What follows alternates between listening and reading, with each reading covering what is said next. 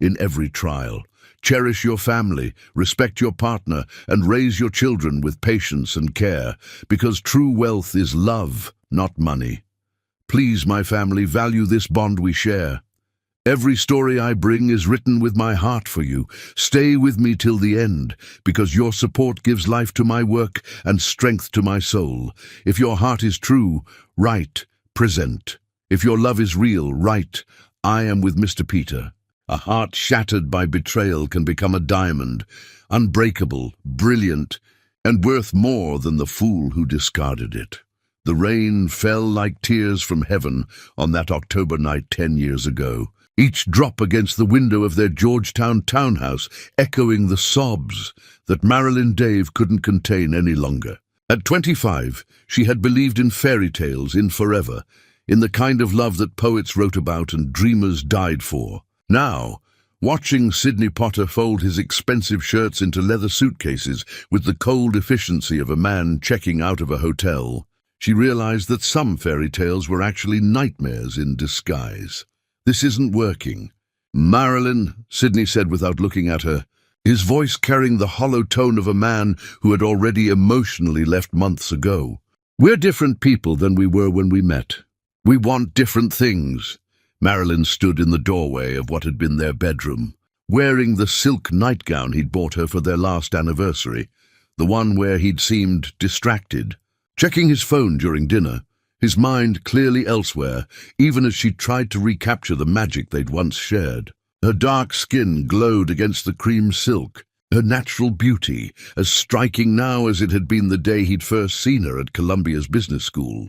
But Sidney's eyes no longer held the wonder she remembered. The woman before him was breathtaking, 5'7" with curves that the silk nightgown accentuated perfectly, her dark curls falling like a waterfall around her shoulders, her brown eyes wide with tears that made them sparkle like stars. She had been his goddess once, the woman whose intelligence had first captured his attention and whose beauty had stolen his breath. But ambition had poisoned his heart, turning love into an obstacle to overcome rather than a treasure to cherish. What different things, she whispered, though her heart already knew the answer. She'd seen the way his eyes followed blonde, ambitious women at office parties. She'd noticed how he'd grown distant after his promotion, how success had changed him from the passionate young man who'd once written her love letters into someone who measured relationships by their utility to his career.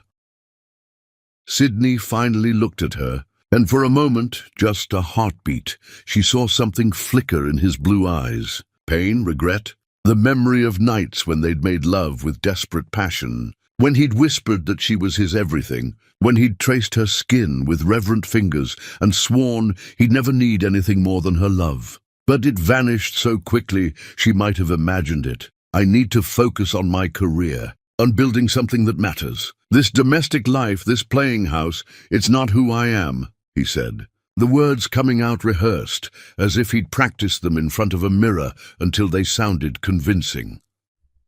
The words hit her like physical blows. Playing house? As if their 5 years of marriage, their dreams of children and growing old together, their Sunday mornings making love until noon, and their whispered plans for the future had been nothing more than a game to him. As if the love she'd poured into their relationship, the way she'd given up her own career aspirations to support his, the dinners she'd cooked for his colleagues, the nights she'd massaged his shoulders while he stressed about presentations, had been worthless, disposable, easily discarded when something better came along.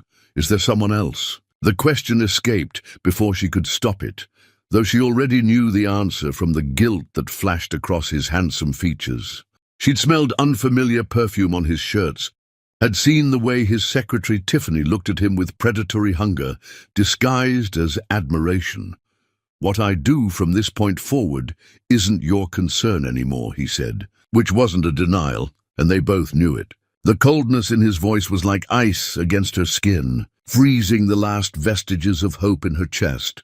Marilyn wrapped her arms around herself, suddenly cold, despite the October warmth still lingering in the air. For weeks, she'd been feeling strange, tired, emotional, her body changing in subtle ways that made her wonder if the dreams they'd shared of starting a family were becoming reality. The missed periods, the morning nausea she'd attributed to stress, the tender breasts and strange, fluttering sensations in her belly that felt like butterflies taking flight.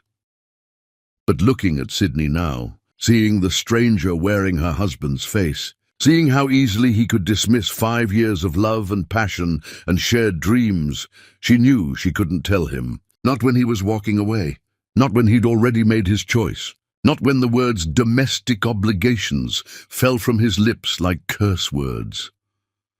"I loved you," she said quietly, her voice steady, despite the tears streaming down her face like rivers of heartbreak. "I loved you with everything I had.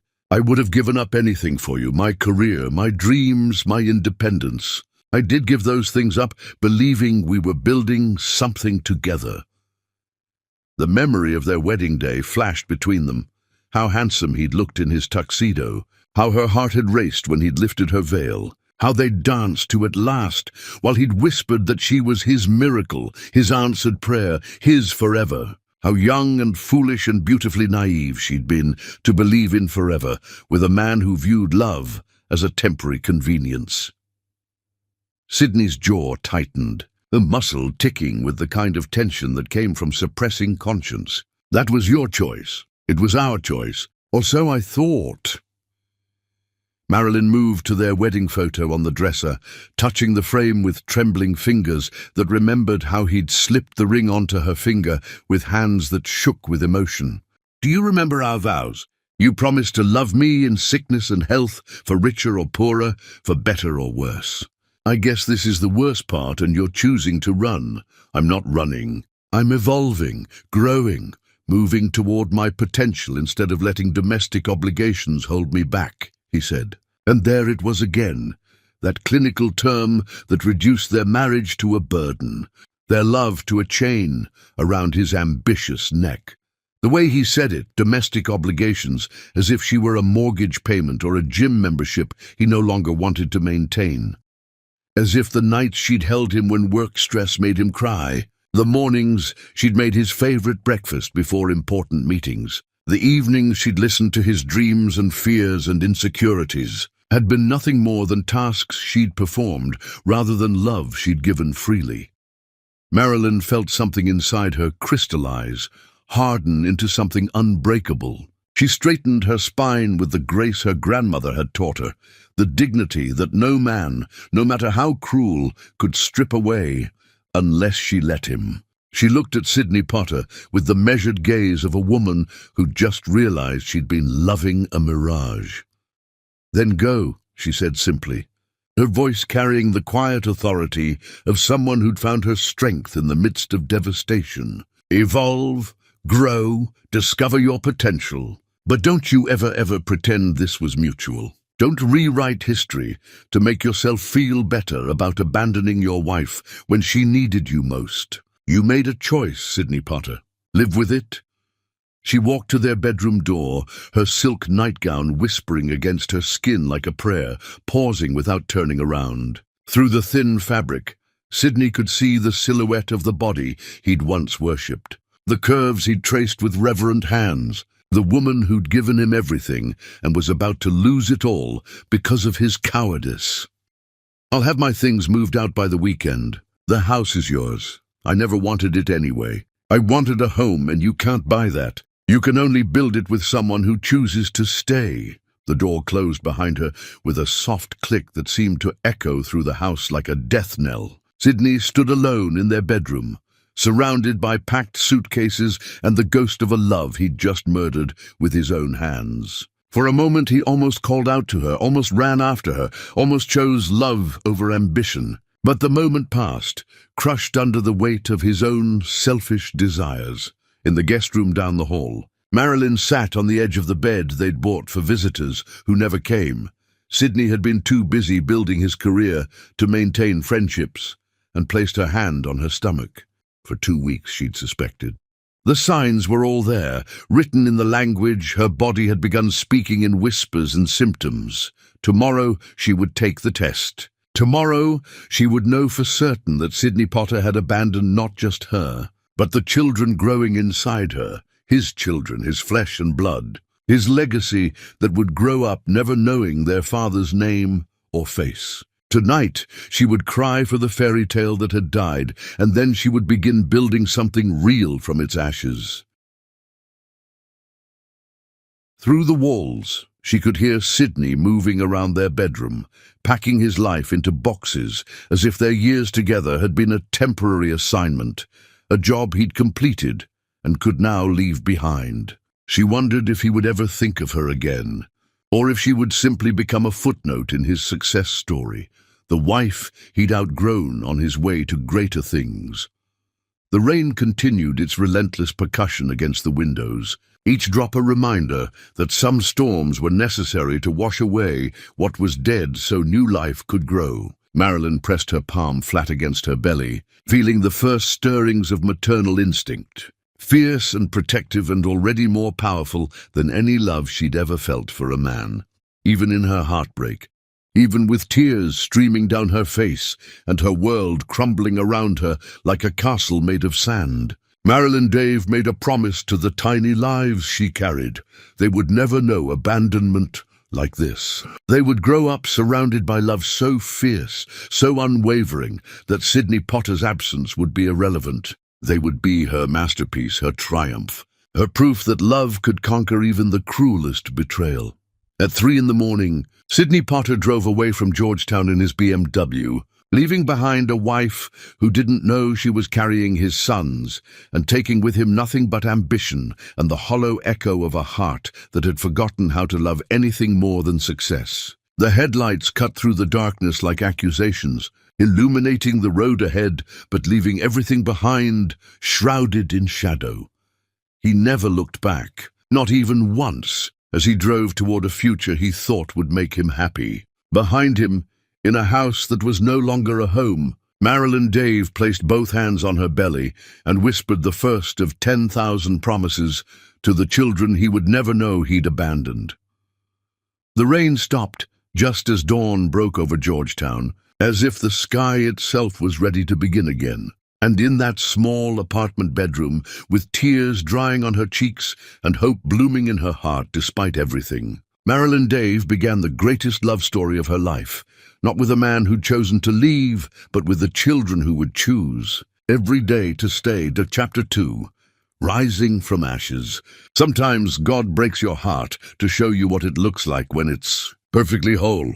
The pregnancy test trembled in Marilyn's hands as 2 pink lines appeared like tiny miracles in the bathroom of the small apartment she'd rented in Brooklyn Heights. 3 months had passed since Sydney walked out of their marriage and into his new life with Tiffany Blake, his 23-year-old secretary who looked at him like he'd hung the moon and never questioned his choices or challenged his dreams.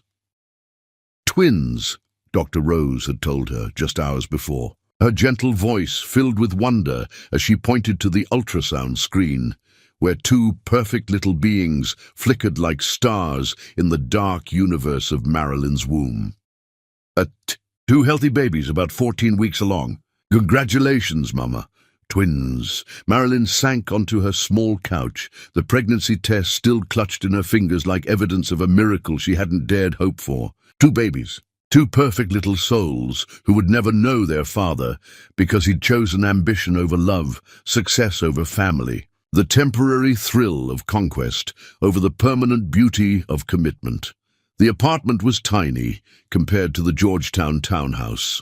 1 bedroom with barely enough space for her belongings, let alone cribs and baby supplies and all the equipment that came with raising children. But it was hers, paid for with the small settlement Sydney's lawyer had provided, and more importantly, it was filled with love, where the townhouse had become an empty monument to a dead marriage. The next morning brought her first encounter with morning sickness, so severe she could barely lift her head from the bathroom floor. Alone, with no husband to hold her hair back or bring her ginger tea, Marilyn learned the first lesson of single motherhood.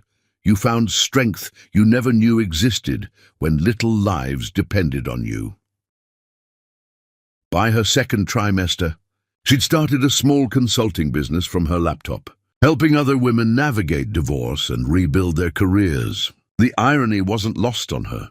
Sydney's abandonment had given her the motivation to help other women survive similar betrayals. Each client she helped was another victory over the voice in her head that whispered she wasn't strong enough, smart enough, worthy enough to make it alone. It was at a networking event for female entrepreneurs, when she was 7 months pregnant and glowing with the kind of beauty that came from knowing you were creating life, that she first saw Manuel John across the crowded hotel ballroom. He stood apart from the other attendees, not because he was the only man in a room full of ambitious women, but because he possessed the kind of presence that drew every eye without demanding attention.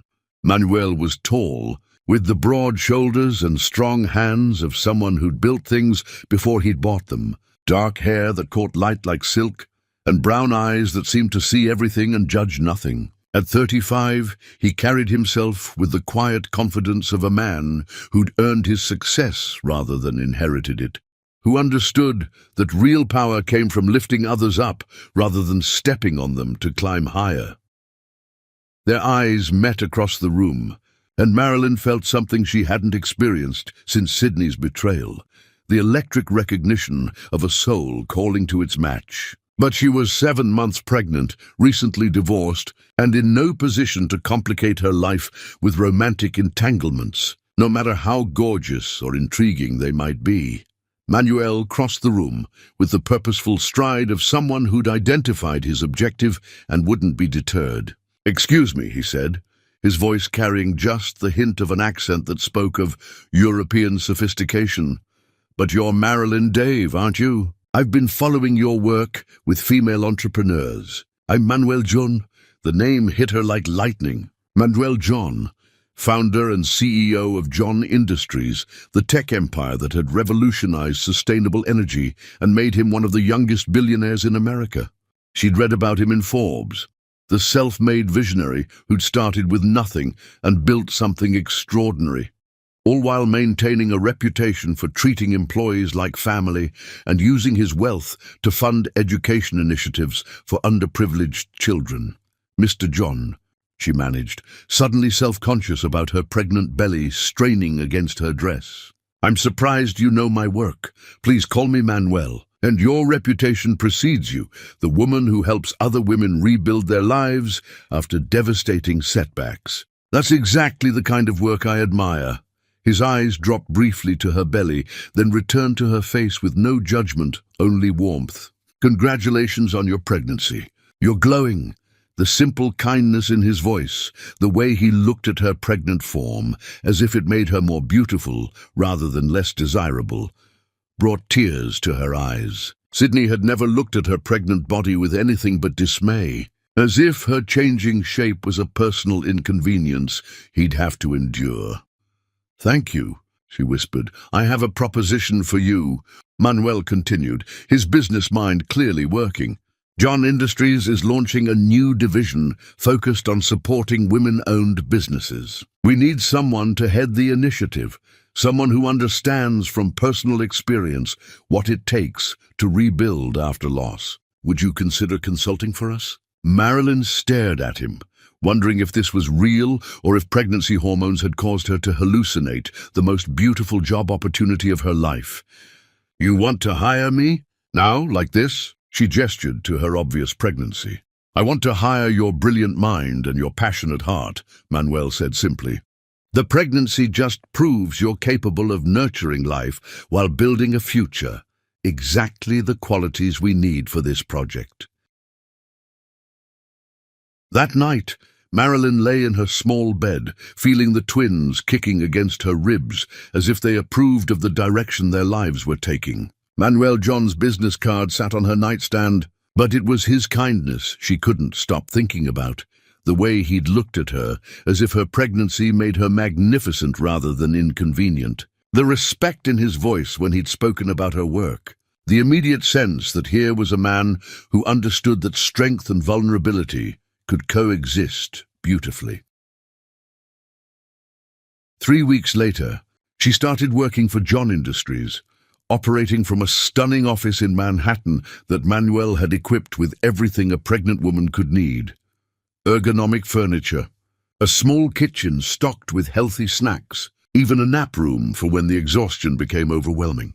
More importantly, he'd structured her position so she could work from home after the babies arrived, building a career around motherhood rather than despite it.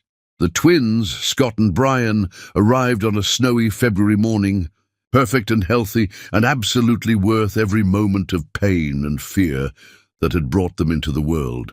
Manuel sent flowers, not the standard congratulatory arrangement, but 2 small rose bushes, one for each boy, with a note that read, "For Scott and Brian, who are lucky to have the strongest woman I know as their mother. May these roses grow as beautifully as they will under your love." It was the first sign that Manuel John saw her children not as obstacles to their working relationship, but as blessings to be celebrated. For the first year of the twins' lives, Manuel was the perfect boss, supportive, understanding, never making her feel guilty when she had to leave early for doctor's appointments, or bring the babies to the office when childcare fell through. He sent thoughtful gifts on their birthdays, always remembered important milestones, and slowly, carefully, became more than just an employer. When Scott took his first steps across Manuel's office floor during a meeting when the boys were 11 months old, Manuel's face lit up with genuine joy. When Brian spoke his first word, "Mama," during a conference call, Manuel muted the line so everyone could hear and celebrate. He became Uncle Manuel to the boys, the honorary family member who showed up for important moments because he chose to, not because he had to. It was when the twins turned 2 that Marilyn realized she'd fallen in love with Manuel John, not because he was wealthy or powerful or devastatingly handsome, though he was all of those things. She loved him because he'd looked at her shattered life and seen beauty in the pieces, because he'd embraced her children as naturally as breathing, because he made her believe that happy endings were possible even after devastating beginnings. The realization hit her during Scott and Brian's 2nd birthday party, held in Manuel's private garden, because her apartment was too small for all the family friends they'd accumulated. Watching him help Brian blow out his candles while Scott sat on his shoulders, seeing the way her sons looked at him with complete trust and adoration, Marilyn understood that this man had become their family without any of them officially acknowledging it. "Mama," Scott had said that night as she tucked him into his crib, "is Manuel our daddy?" The innocent question had stopped her heart. "What do you think, sweetheart?" "I think daddies are people who love mamas and babies and help with scary things and read bedtime stories," Scott had said with the profound logic of a 2-year-old. "Manuel does all those things." That night, after the boys were asleep, Marilyn sat in her small living room, staring at a photo from the party. Manuel laughing as both boys climbed on him like a human jungle gym, his face radiant with the kind of joy that only came from genuine love. She realized that somewhere between his first kind words and this moment, he'd become the answer to prayers she'd been afraid to pray. When Manuel knocked on her door at 10 p.m. with take-out Chinese food and a bottle of wine, she wasn't surprised. They'd fallen into the habit of ending important days together, talking through challenges and celebrating victories like the partners they'd become in all but name. "Good party today?" he said, settling on her couch with the easy familiarity of someone who belonged there. The boys seemed happy. They were. They are. Marilyn curled up beside him, close enough to smell his cologne and feel the warmth radiating from his strong body. "Manuel, can I ask you something?" "Anything. Why do you do all this? The job, the support, the birthday parties, the way you treat Scott and Brian like they're—" She trailed off, unable to finish the sentence. "Like they're mine." Manuel set down his wineglass and turned to face her fully. "Because in every way that matters they are. I don't need DNA to love those boys, Marilyn. I just need to watch them grow and learn and become the magnificent men they're going to be." And I don't need a ring on your finger to know that I want to spend the rest of my life making you as happy as you've made me." The confession hung between them like a bridge waiting to be crossed. Marilyn looked into his eyes and saw her future, not the desperate grasping at happiness she'd experienced with Sydney, but the deep, abiding certainty of a love built on respect, partnership, and the shared commitment to nurture something beautiful together. "I love you," she whispered, the words feeling like coming home after a long, difficult journey. "I love you too," Manuel replied, reaching up to cup her face with hands that trembled slightly with emotion. "I love your strength, your beauty, your incredible heart. I love watching you be a mother. I love the way you've turned your pain into power and your loss into love. I love Scott and Brian like they're my own sons because loving you means loving everything that matters to you." When he kissed her, it was with the reverence of a man who understood that he was holding something precious, something that had been broken before and deserved to be treasured. It was nothing like the desperate passion she'd shared with Sydney. This was deeper, richer, a promise wrapped in tenderness and sealed with the kind of love that lasted lifetimes. That night, as Manuel held her in her small bed, with the twins sleeping peacefully in the next room, Marilyn understood that sometimes the worst thing that happened to you cleared the path for the best thing. Sydney's abandonment had been devastating, but it had also been necessary, because it had led her here, to this man, to this love, to this family that chose each other every single day.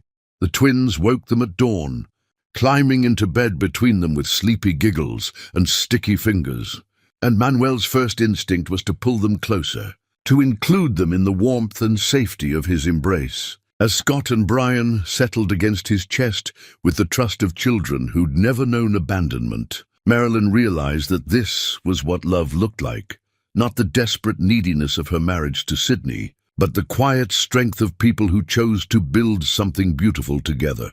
Manuel John had found her when she was broken and helped her become whole. Now 3 years into their love story, she couldn't imagine life without him. And the best part was that neither could Scott and Brian, who had never known a father's love, but had found something even better in a man who chose to love them, not because he had to, but because they were worth loving. But their fairy tale was just beginning, and the greatest test of their love was yet to come. Chapter 3. The Unexpected. Invitation. Fate has impeccable timing and a twisted sense of justice. The invitation arrived on a Tuesday morning in late spring, delivered by courier to the penthouse offices of John Industries, where Marilyn now served as vice president of women's initiatives. The cream-colored envelope sat on her mahogany desk like an unexploded bomb, her name written in elegant calligraphy that transported her instantly back to a life she'd almost forgotten. Mrs. Marilyn Dave, not Dave John, as she'd been known for the past 2 years since her wedding to Manuel. Just Dave, as if the most beautiful chapter of her life had never been written. Janet Rodriguez, her assistant and closest friend, had brought the envelope with the kind of expression usually reserved for delivering terminal diagnoses. "It came by private courier," Janet said carefully, her usually warm voice tight with concern. "The messenger said it was important that you receive it personally." Marilyn stared at the envelope, her heart racing with the familiar rhythm of anxiety and dread. She knew that handwriting had once treasured love letters written in that same careful script. Only 2 people in the world still called her by her maiden name, her elderly aunt in Detroit, and the man who'd abandoned her 10 years ago. "Should I?" Janet began, reaching for the envelope as if to dispose of it. "No," Marilyn said quietly, her voice steadier than she felt. "Close the door, please." When she was alone, Marilyn held the envelope up to the light, streaming through her floor-to-ceiling windows. 42 floors below, Manhattan bustled with the energy of 8 million people building their lives, while she sat frozen in time, holding what felt like a ghost from her past. With surgeon-steady hands, she opened the envelope. The invitation itself was a masterpiece of expensive taste, thick cardstock with gold embossing that probably cost more than most people's monthly rent. Everything about it screamed wealth, status, the kind of life Sydney had always craved more than love. Mr. Sidney Potter requests the honor of your presence at his wedding to Ms. Tiffany Blake. Saturday, June 15th at the Meridian Club. Reception to follow. Black tie required. There was a handwritten note on expensive letterhead. Marilyn, I thought you'd want to see how everything worked out. It would mean a lot to have you there. Hope life has been kind to you, Sydney. The casual cruelty of it stole her breath. After 10 years of silence, after walking away without a backward glance, he was inviting her to watch him marry another woman. The subtext was clear. Look how much better I did without you. Look how right I was to leave.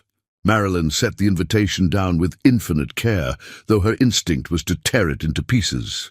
Through her windows, she could see Central Park spreading green and gold beneath the June sunshine, a view that Manuel had specifically chosen for her office because he knew how much she loved watching the seasons change over the city they'd conquered together. Her phone buzzed with a text from Manuel.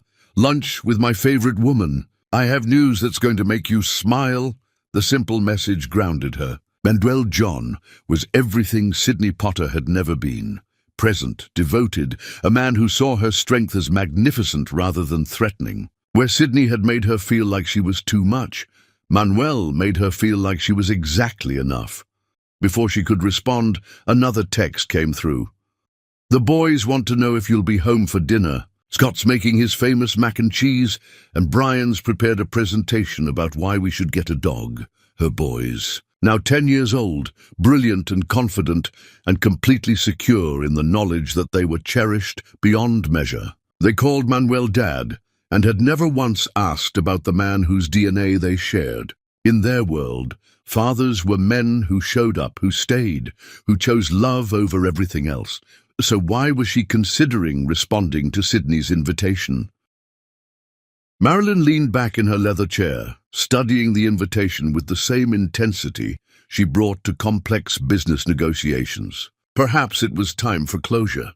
Perhaps seeing Sydney married to another woman, settled into the life he'd chosen over her, would finally put to rest the small, wounded part of her heart that had never quite understood why she hadn't been enough. Or perhaps, and this thought came with a smile that was equal parts beautiful and terrible, it was time for Sydney Potter to learn what he had thrown away. She picked up her phone and called the one person who would understand the complexity of her emotions. Manuel answered on the first ring, as he always did when she called. Beautiful, his voice carried the warmth that could melt glaciers, the unconditional love that had taught her what marriage was supposed to feel like. Please tell me you're calling to say yes to lunch. Manuel, she said, her voice steady despite the storm in her chest. I need to talk to you about something important. There was a pause. Manuel had survived in the business world by reading between lines, and he heard everything she wasn't saying. Where are you? I'm coming up. 5 minutes later, Manuel walked into her office with the purposeful stride that had first caught her attention 7 years ago. At 45 now, he was even more handsome than when they'd met. Success and happiness had given him a confidence that made other men look diminished by comparison. He wore his wealth like a well-tailored suit, comfortable and understated, and his dark eyes immediately zeroed in on the invitation lying on her desk. What's this? He asked, though his tone suggested he already knew it was trouble. Sydney Potter is getting married, Marilyn said simply. He invited me to the wedding. Manuel picked up the invitation, reading it with the careful attention he brought to billion-dollar contracts. When he looked up, his expression was unreadable, not angry or jealous, but thoughtful in the way that had made him one of the most successful men in America. How do you feel about this? He asked, settling into the chair across from her desk. Confused, angry, curious, Marilyn stood and moved to the windows, looking out at the city where she'd rebuilt her life from ashes. I haven't thought about Sydney Potter in years. Not really. but seeing his name again, holding an invitation to his wedding, makes you wonder what might have been different, Manuel finished gently.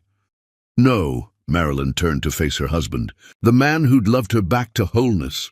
It makes me wonder why he's reaching out now, after 10 years of silence. What does he want?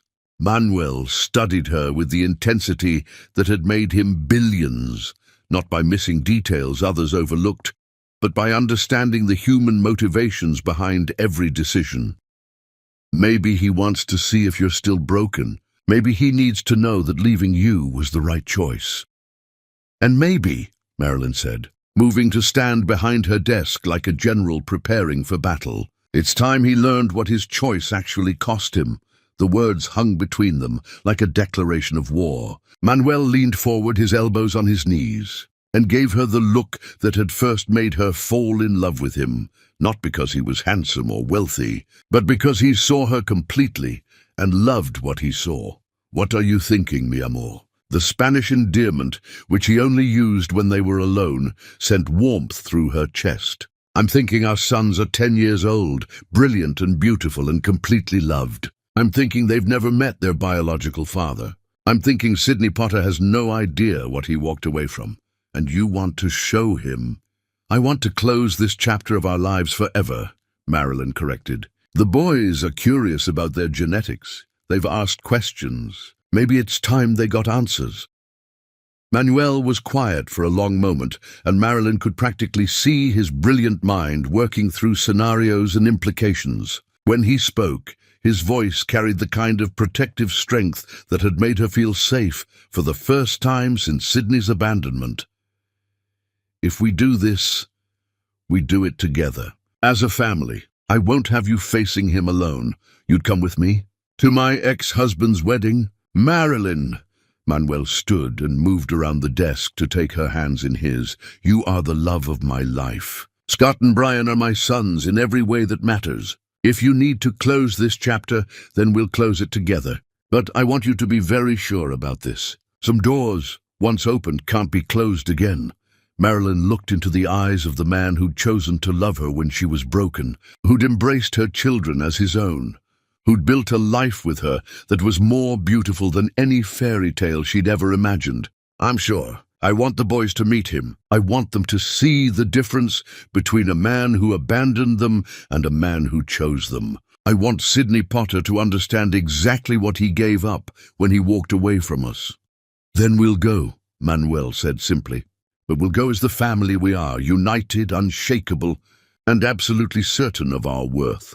That evening, they sat the twins down in their penthouse living room, the same space where Manuel had proposed 3 years earlier, where they'd celebrated every important milestone of their unconventional but perfect family.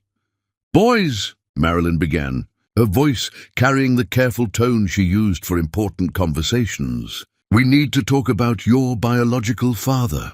Scott and Brian, now 10 and wise beyond their years, exchanged one of their wordless twin communications before giving their parents their full attention. They were beautiful children, Scott with his artistic soul and gentle heart, Brian with his mathematical mind and fierce loyalty, both carrying the confidence that came from being genuinely cherished.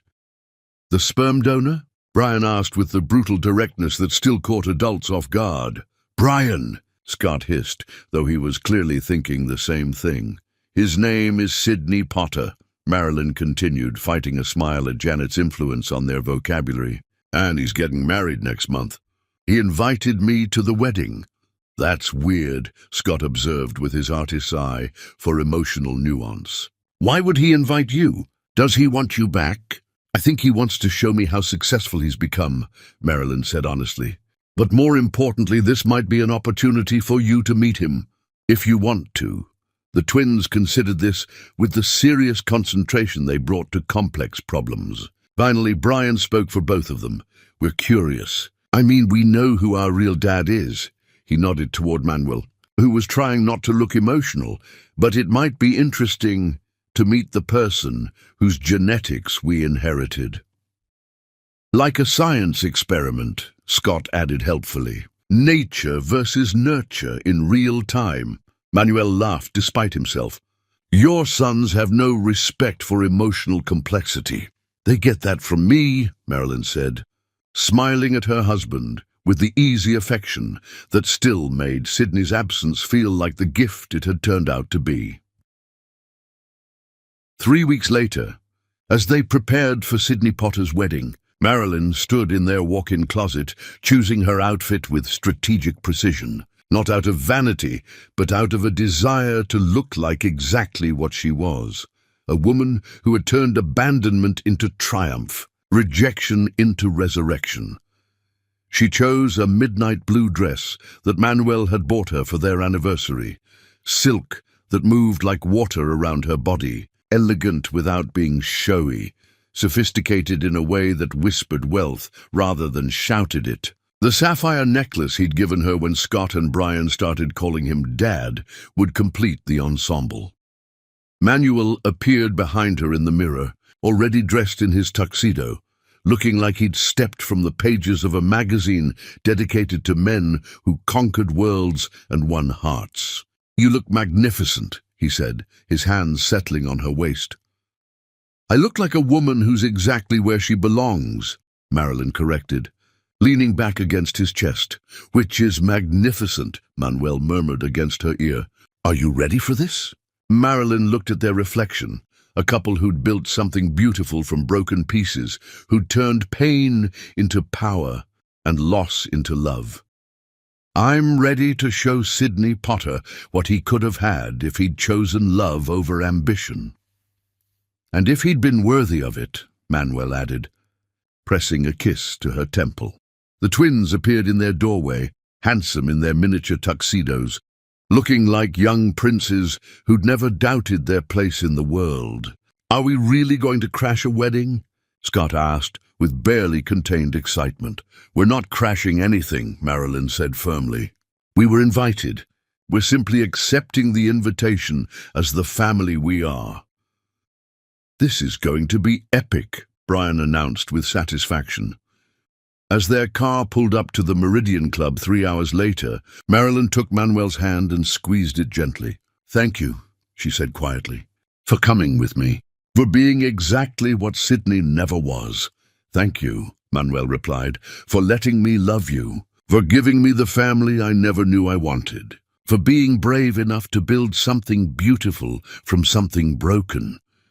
The Meridian Club rose before them like a monument to old money and older traditions, its Georgian columns gleaming in the afternoon sunlight. But Marilyn felt no intimidation, no insecurity about her place in this rarefied world.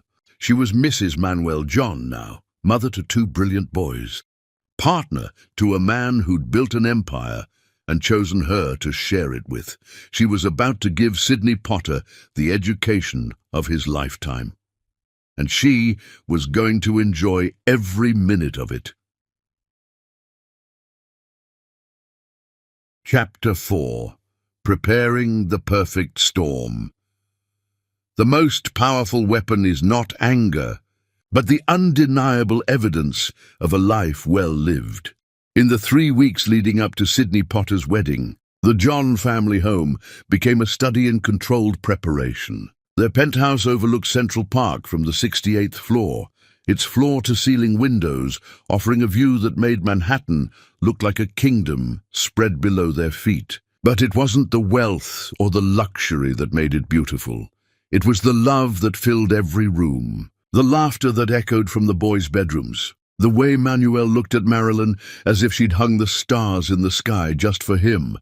Tell us again why we're going to this wedding, Scott said one evening as they sat around their dining table, the city lights twinkling like earthbound stars beyond the windows. He was working on architectural sketches for a treehouse he wanted to build in the small garden Manuel had created on their private terrace. Because sometimes you have to close old chapters before you can fully appreciate the new ones, Marilyn explained, watching her older son's artistic hands move across the paper with the same precision he'd inherited from her and the creativity that was purely his own.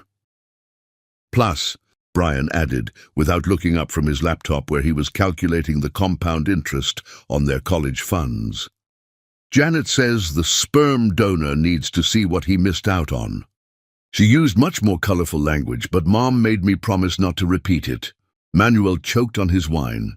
Janet's invested in this family's happiness. Janet thinks Sydney Potter is a...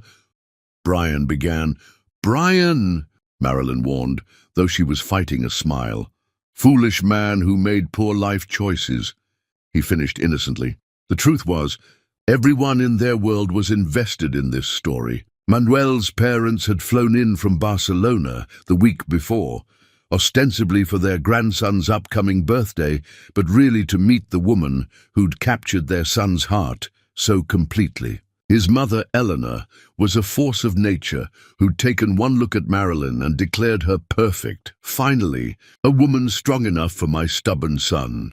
Mija, Yelena had said over dinner the night before, using the Spanish term of endearment that made Marilyn's heart warm every time. This man who left you, he's going to take one look at what you've built and realize. He threw away a diamond to pick up broken glass. Mama, Emmanuel had warned, though he was smiling. What? It's true. Look at this family. 2 brilliant boys, a son who finally learned how to love properly, a daughter-in-law who makes him happy. This Sydney will see all of this and know he's a fool. Manuel's father, Carlos, had been quieter, but no less supportive. In business, he told Marilyn as they walked through Central Park with the twins, the biggest mistakes aren't the bad investments you make. They're the good ones you walk away from. This man walked away from the best investment of his life. Even the boys' school had gotten involved when their teacher, Mrs. Henderson, heard they were meeting their biological father. I hope he understands what remarkable young men he's meeting, she'd said during their parent-teacher conference. Scott and Brian are extraordinary, not just intellectually but emotionally. They're kind, confident and secure, in ways that only come from being genuinely loved. As the wedding date approached, Marilyn found herself paying attention to details that had nothing to do with appearance and everything to do with authenticity. This wasn't about proving anything to Sydney. It was about showing her sons what real love looked like, what a real family was capable of building together. The night before the wedding, Manuel found her standing in their bedroom, holding a framed photo from their own wedding 3 years earlier. In the picture, Scott and Brian stood beside them at the altar, beaming as they watched their mother marry the man who'd chosen to be their father. The joy on their faces was incandescent. Children who'd never doubted they were wanted, cherished, absolutely secure in their place in the world. Second thoughts? Manuel asked gently, settling behind her on their bed. Never, Marilyn said firmly, turning to face the man who'd taught her what love was supposed to feel like. I'm thinking about how different this photo is from my first wedding. She walked to their closet and retrieved another frame from the back of a drawer, her wedding photo with Sydney. The difference was startling. Where her current family radiated joy and security, the old photo showed a young woman trying too hard to look happy, while a man looked like he was already planning his escape. You look beautiful in both, Emmanuel said diplomatically. I look desperate in that one, Marilyn corrected, setting Sydney's photo aside. I look like I was trying to convince myself I was happy. Look at my eyes. They're pleading with the camera to believe this was what I wanted. She picked up their family photo again, studying her own face. Here I look like I know exactly where I belong. Because I do. Manuel stood and crossed to her, taking the frame gently and setting it on their dresser. You belong here with us, building something beautiful with people who choose you every day. But tomorrow, if you need to show Sydney Potter what he lost, we'll show him. As a family. That night, Marilyn lay in Manuel's arms, listening to the sounds of their boys getting ready for bed in their rooms down the hall. Scott reading architecture books by flashlight under his covers. Brian probably calculating something on his tablet despite the no electronics rule.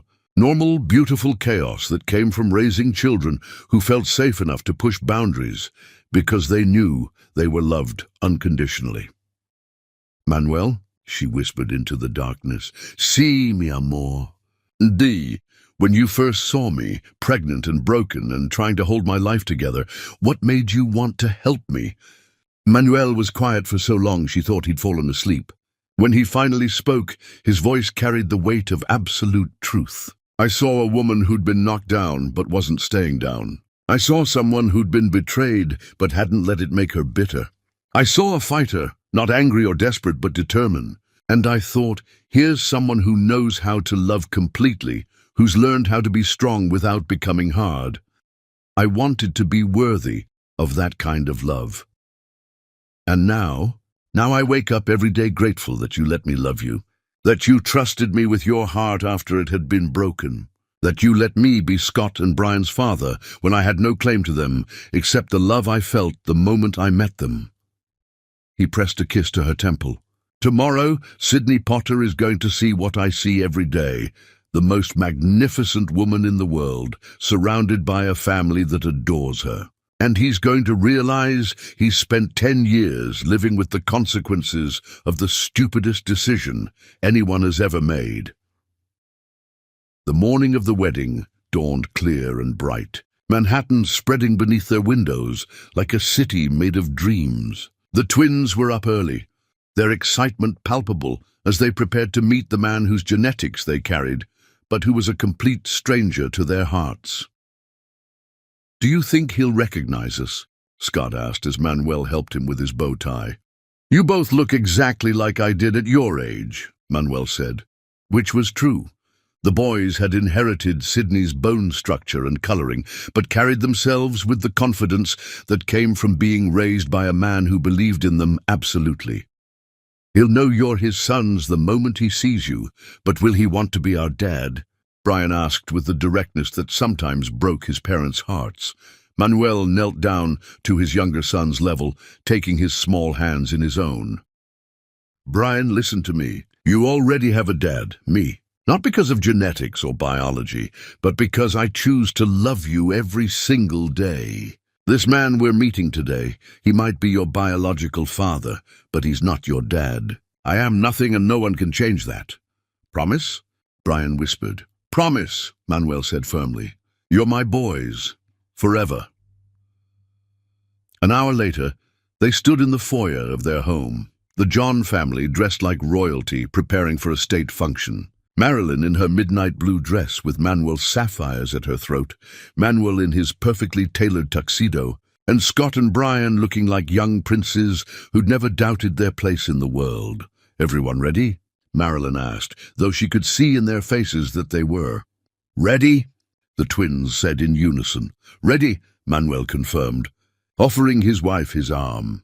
As their car pulled away from their building, heading toward the Meridian Club, where Sydney Potter was about to get the education of his lifetime, Marilyn felt a strange sense of completion. This wasn't about revenge, it was about closure. It was about showing her sons the difference between a man who walked away and a man who stayed. It was about proving to herself, once and for all, that Sydney's abandonment had been his loss, not hers.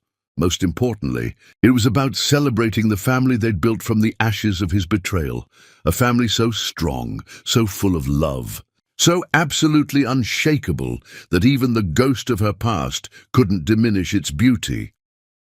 Sydney Potter had invited her to his wedding to show her what she'd missed. Instead, she was about to show him what he'd thrown away, and it was going to be magnificent. Chapter 5. The Grand Entrance. Sometimes destiny arrives wearing designer clothes and carrying the truth in the voices of children. The Meridian Club stood like a temple to old money and older traditions, its Georgian columns rising from manicured lawns that had hosted the celebrations of America's elite for over 2 centuries. On this perfect June afternoon, every detail gleamed with the polish that only unlimited wealth could provide. Crystal chandeliers throwing rainbows across marble floors, arrangements of white roses that cost more than most people's monthly rent, and 300 guests dressed in the kind of formal attire that whispered rather than shouted status. In the bridal suite, Sidney Potter stood before a full-length mirror, adjusting his platinum cufflinks for the third time in 5 minutes. At 38, he was handsome in the way that money and good genetics made possible, perfectly groomed, expensively dressed, carrying himself with the confidence that came from finally achieving everything he'd thought he wanted. His reflection showed a successful man about to marry a beautiful woman in front of everyone who mattered in New York's financial and social circles. So why did he feel hollow inside? "You look perfect, darling," Tiffany Blake said, appearing behind him in her wedding dress, a confection of silk and diamonds that had cost more than most people's cars and made her look like a fairy tale princess. At 28, she was beautiful in the calculated way of women who'd learned to use their looks as currency, blonde and blue-eyed, and young enough to make Sidney feel powerful and desired. "Do I?" Sidney studied his reflection, searching for the satisfaction he'd expected to feel on his wedding day. Instead, he felt like an actor playing a role he'd never quite learned properly. "Of course you do. You're marrying me, aren't you?" Tiffany laughed, the sound bright and brittle. "And in front of all these important people. Charles Blackwood is here, and Senator Whitfield, and the Mortons from Boston. Even Alexander Cross sent his regrets. Apparently he's at some family function with his wife." Sidney nodded, though something about the mention of Alexander Cross, the billionaire whose empire made Sidney's success look modest by comparison, sent a chill down his spine. He'd sent invitations to everyone who mattered in their social circle, including some he barely knew, as a way of announcing his arrival in their rarefied world, including one invitation he'd sent on impulse to a woman he hadn't spoken to in 10 years but couldn't quite forget. "Has anyone heard from Marilyn Dave?" he asked, trying to sound casual. Tiffany's smile faltered slightly. "Your first wife? Why would you care if she comes to our wedding?" "I don't care. I thought it would be nice closure for both of us." It was a lie, and they both knew it. The truth was more complicated. Sidney had sent that invitation partly out of curiosity, partly out of a need to prove to himself that leaving her had been the right choice, and partly out of a cruel desire to show her how much better he'd done without her. "Well, I suppose we'll find out," Tiffany said, though her tone suggested she hoped Marilyn Dave had been too intimidated to show up. Outside, guests were already arriving for the ceremony, a parade of New York's financial and social elite flowing across the club's front lawn like a river of designer gowns and perfectly tailored tuxedos. Sidney watched from his window as senators and CEOs, old money and new, gathered to witness his marriage to Tiffany and confirm his arrival in their world. In the main reception hall, conversation buzzed with the kind of speculation that only came when very wealthy people gathered to observe each other's life choices. Charles Blackwood, whose family had owned half of Manhattan since the Dutch settled it, stood near the bar discussing Sidney's meteoric rise with Senator Patricia Whitfield. "Impressive trajectory," Blackwood mused, sipping champagne that cost more per bottle than most people earned in a month. From middle-class nothing to this level of wealth in 15 years. Though I have to say I'm curious about his first wife. "Marilyn Dave," the senator nodded. "I heard she did quite well for herself after the divorce. Run some kind of consulting firm, I believe." "More than that," said Margaret Morton, the Boston socialite whose family trust managed billions. "I heard she married into serious money. The Cross family, if rumors are true." The name sent a ripple of interest through their small group. The Cross family wasn't just wealthy, they were wealthy in the way that transcended normal categories, the kind of money that shaped economies rather than simply participating in them. "Alexander Cross?" Blackwood's eyebrows rose. "Are you certain?" "That's what I heard." "And if it's true, then Potter's first wife went from middle management to the absolute pinnacle of American society. Makes one wonder what kind of woman she must be to capture Alexander Cross's attention." Their speculation was interrupted by a subtle shift in the room's energy, the kind of change that occurred when someone truly important arrived. Conversations didn't stop, but they quieted, and heads began turning toward the entrance, like flowers following the sun. And then the Cross family walked in. Marilyn moved through the crowd like she owned not just the room, but the building, the city, possibly the entire eastern seaboard. She wore midnight blue silk that moved like water around her curves, sapphires at her throat that caught the light and threw it back in brilliant flashes. Her dark hair swept into an elegant chignon that showcased her natural beauty. At 35, she had matured.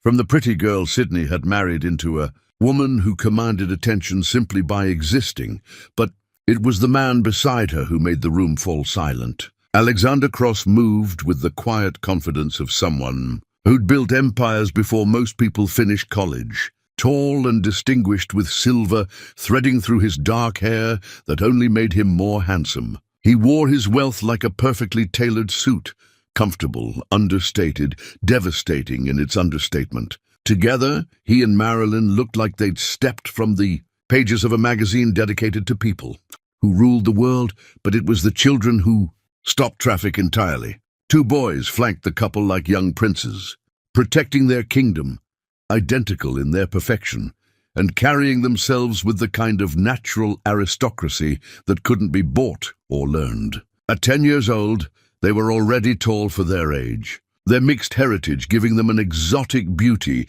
that made every eye in the room follow their progress. And they looked exactly like Sidney Potter. Not approximately like him, not sort of resembling him.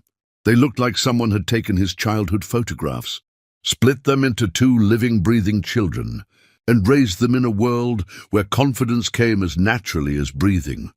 "Jesus Christ," Charles Blackwood whispered, his champagne glass frozen halfway to his lips. "Are those Potters?" "Children," Senator Whitfield finished, her voice carrying the kind of shocked recognition that came from seeing something impossible made manifest. "They have to be. The resemblance is undeniable," Margaret Morton breathed. Around the room, 300 of New York's most sophisticated people collectively realized they were witnessing something extraordinary. Not just the arrival of wedding guests, but the entrance of a family so magnificent, so obviously successful and happy, that their presence transformed everyone else into supporting players in their story. Near the altar, Sidney Potter felt his legs go weak as he watched the impossible become reality. Those boys, his boys, because there was no denying the genetic connection, moved through the crowd with the confidence of children who'd never doubted they belonged wherever they chose to be. They wore their expensive clothes like they'd been born to them, spoke to adults with the easy courtesy of those raised in privilege, and looked at the world like it was theirs to inherit, which, given their stepfather's net worth, it essentially was. Tiffany's voice seemed to come from very far away. "Who are those children?"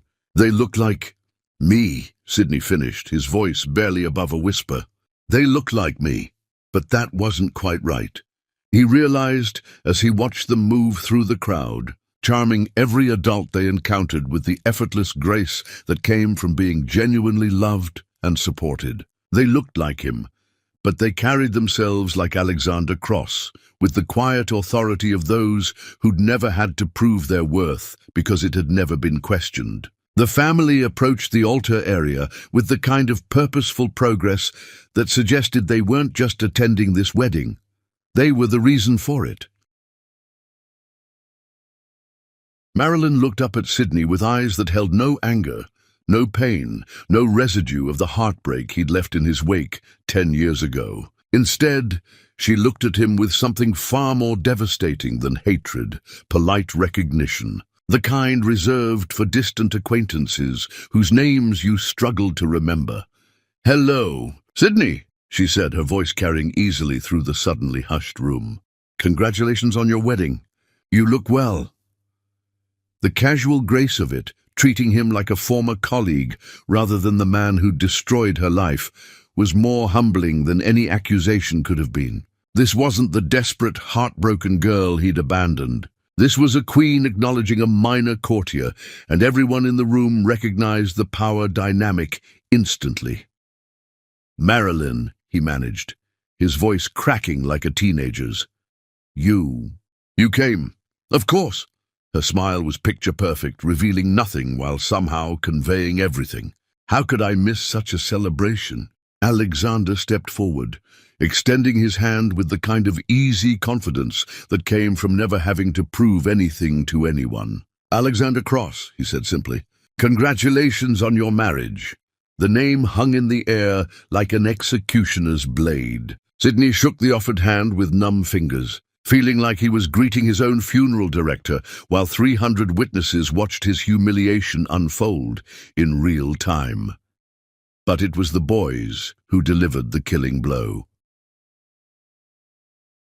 The older one, Scott, though Sidney had no way of knowing that, stepped forward with the kind of natural politeness that marked him as genuinely well-raised.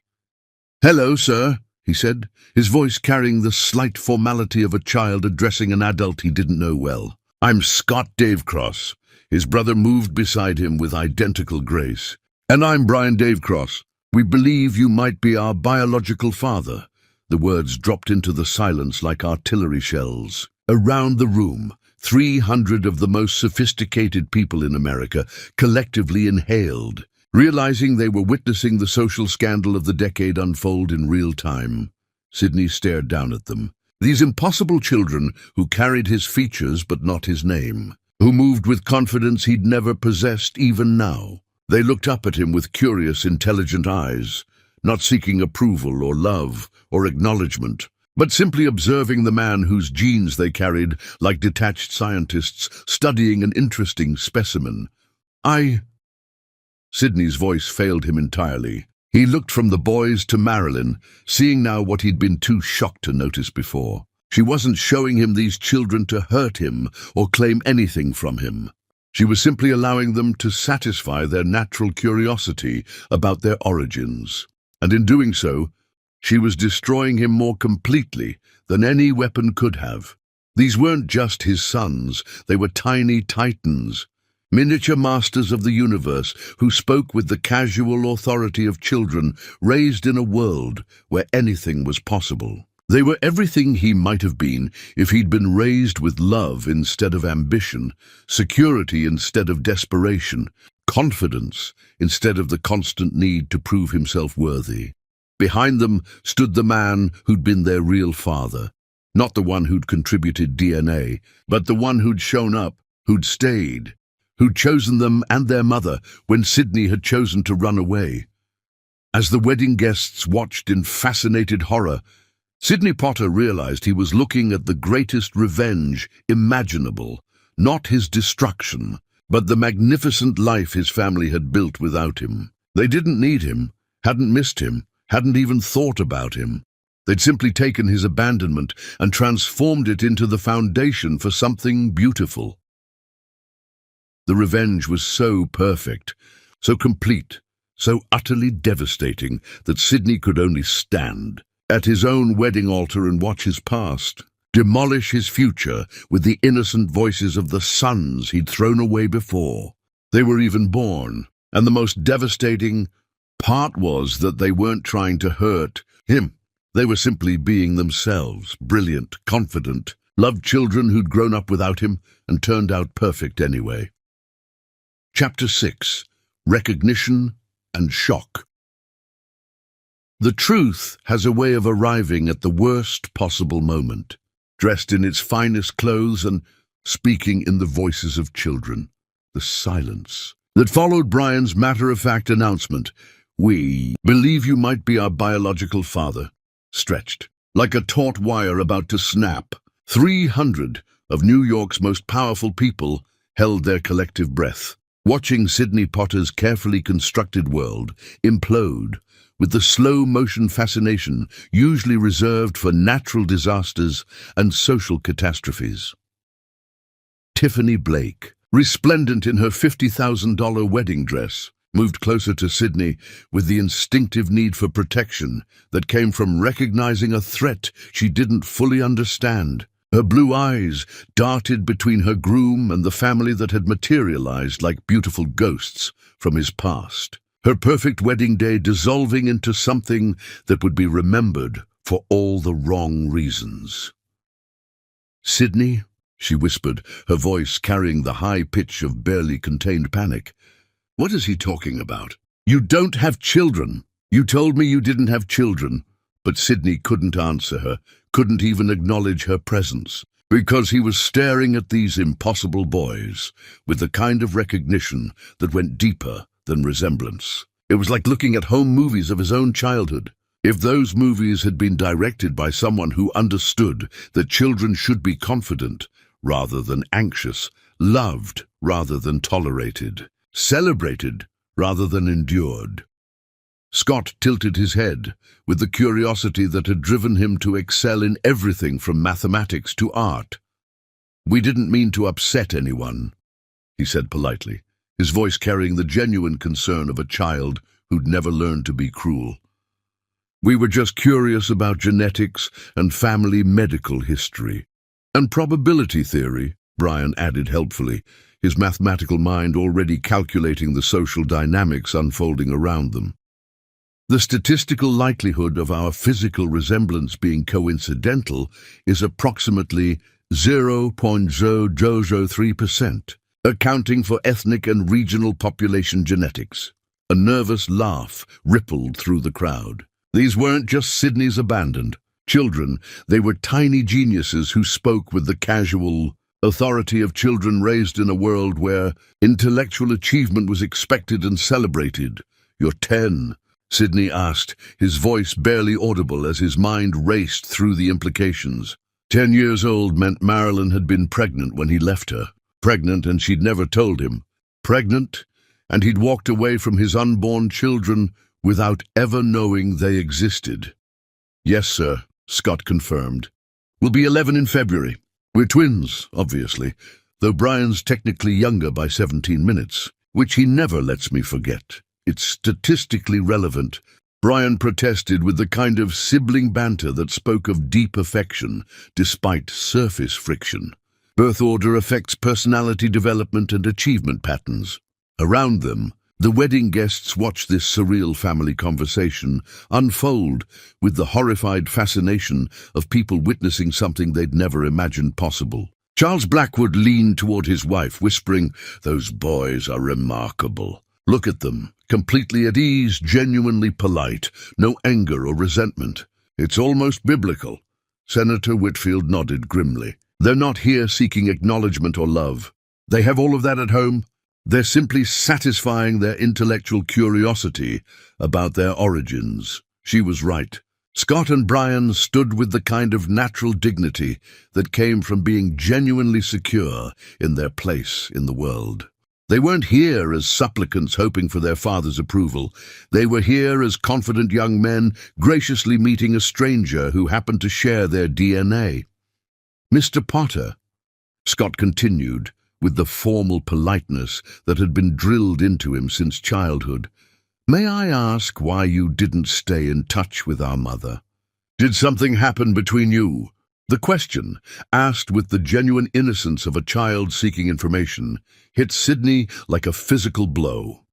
How could he explain to these perfect boys that he'd abandoned their mother not because of anything she'd done wrong, but because he'd been too selfish, too ambitious, too fundamentally broken to recognize the treasure he'd been given?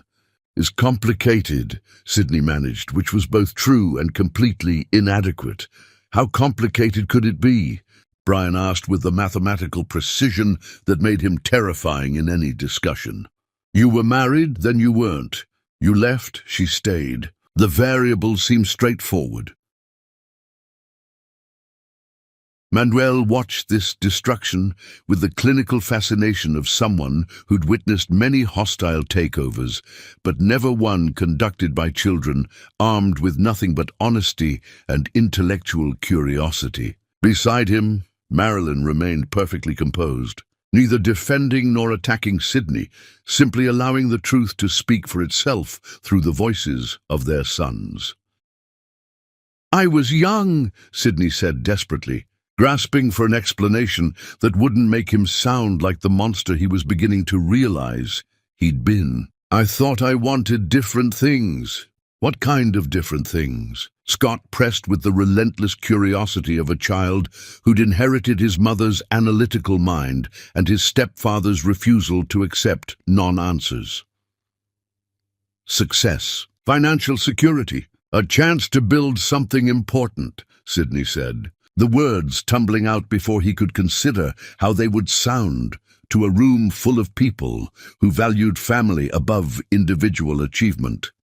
The admission hung in the air like poison gas. Around the room, faces that had looked at him with respect and envy now showed the kind of contempt reserved for men who abandoned their families for money and status. He'd just confessed to 300 witnesses that he'd left his pregnant wife because he'd wanted to be rich and important. The kind of moral failing that their social circle considered unforgivable. "But you could have built something important with Mom," Brian observed with devastating logic. "She's built lots of important things. She bought Morrison Industries last month for $22 million, cash." A ripple of impressed murmurs ran through the crowd. Morrison Industries was old New York royalty, and the casual mention of its acquisition, delivered by a 10-year-old who obviously considered it routine, drove home exactly how far out of Sidney's league his ex-wife had climbed. "She did?" Sidney whispered, feeling like Alice falling down a rabbit hole where nothing made sense anymore. "Oh, yes," Scott said brightly, completely unaware of the devastation his words were causing. "Mom's very successful. She has offices in 12 countries now, and Dad has offices in 18. We went to the Tokyo opening last Christmas. Have you ever been to Tokyo, Mr. Potter?" The question, innocent on its surface, was devastating in its implications. These children traveled the world, lived lives of genuine privilege and global significance, spoke multiple languages, and moved through international business circles like they owned them. Sidney's considerable success, which he'd been so proud to display at this wedding, suddenly looked provincial by comparison. "No," Sidney said quietly. "I haven't been to Tokyo." "You should go," Brian suggested helpfully, his tone carrying the unconscious authority of someone accustomed to having his suggestions taken seriously. "It's very educational. Though you'd need to learn some Japanese first. We speak 4 languages. 5 if you count financial planning, which Dad says is basically its own language." Tiffany was staring at the boys with the growing horror of someone realizing she'd been competing in the wrong race entirely. These weren't just Sidney's abandoned children. They were members of a global elite that made Sidney's success look like a child's lemonade stand. "How much money does your family have?" she blurted out, then immediately flushed red at her own rudeness. "I'm sorry, that was inappropriate." "It's okay," Scott said kindly, apparently genuinely unfazed by the question. "Dad says it's rude to discuss specific numbers, but Forbes estimated our family net worth at $2.7 billion last year, though that was before the Mumbai acquisition, so it's probably higher now." The number hit the wedding guests like a tsunami. Not million, billion. With a B, Sidney Potter's considerable wealth, which he'd spent years accumulating and had planned to display at this wedding like a trophy, suddenly looked like pocket change scattered on the floor of Fort Knox. "Billion," Tiffany whispered, her voice barely audible. "With a B," Brian confirmed helpfully, his mathematical mind naturally drawn to precision. "Though Dad always says money isn't the important thing. Love is the important thing. Money just makes it easier to take care of the people you love." The simple statement, delivered with the wisdom of a child who'd never had to choose between love and security, was the final nail in Sidney's coffin. Around the room, faces that had looked at him with respect and envy now showed open contempt and pity. He wasn't just a man who'd abandoned his family. He'd abandoned a family that had gone on to achieve everything he'd ever dreamed of and more. "You left them," Margaret Morton said, her voice carrying across the sudden silence with the authority of someone whose family had shaped American history for generations. "You left your pregnant wife and never looked back." It wasn't a question. It was a statement of fact that everyone in the room now understood, and the judgment in her voice was absolute. I didn't know she was pregnant, Sydney said desperately, though the distinction meant nothing to anyone but him. But you left anyway, Scott observed, with the kind of devastating clarity that came from a child who'd never learned to soften difficult truths. Without checking if she needed anything, without making sure she was okay. It wasn't an accusation, it was simply a statement of fact delivered by a 10-year-old who understood cause and effect better than most adults understood their own motivations. And it cut deeper than any adult condemnation could have, because it came from innocent clarity rather than emotional manipulation. Sydney looked at these boys, his boys, the sons he'd never known he'd abandoned, and saw not anger or hurt or longing, but simple assessment. They were measuring him not against their hopes or dreams, but against the man who'd actually raised them. And in that comparison, Sydney Potter came up catastrophically short. Sydney, Tiffany said, her voice shaking with the kind of fear that came from watching your entire future crumble in real time. We need to talk, privately, now. But there was nowhere private to go. The Meridian Club's wedding chapel was designed for public celebration, not private crisis management. Sydney was trapped on his own altar, watching his future bride realize that she'd agreed to marry down so far it was practically subterranean. Around them, 300 witnesses watched the drama unfold with the horrified fascination reserved for social catastrophes and public humiliations. This wasn't just a wedding anymore. It was the public execution of Sydney Potter's reputation, conducted by his own abandoned children with surgical precision. And the most devastating part was that they weren't trying to hurt him. They were simply being themselves, brilliant, confident, loved children who'd grown up without him and turned out magnificent anyway. They didn't need his approval or acknowledgement or love, because they had all of those things at home. They were simply satisfying their curiosity about the man whose genes they carried, the way they might study any other interesting but ultimately unimportant historical artifact. The revenge was so beautiful, so complete, so utterly crushing that Sydney Potter could only stand at his own wedding altar and watch his past demolish his future with the innocent voices of the sons he'd thrown away before they were even born. And somewhere in the back of his mind, a small voice whispered the truth he'd spent 10 years trying to avoid. This was exactly what he deserved. Chapter 7. The unraveling begins. A reputation takes decades to build and only moments to destroy, especially when the destroyers are 10 years old and telling the truth.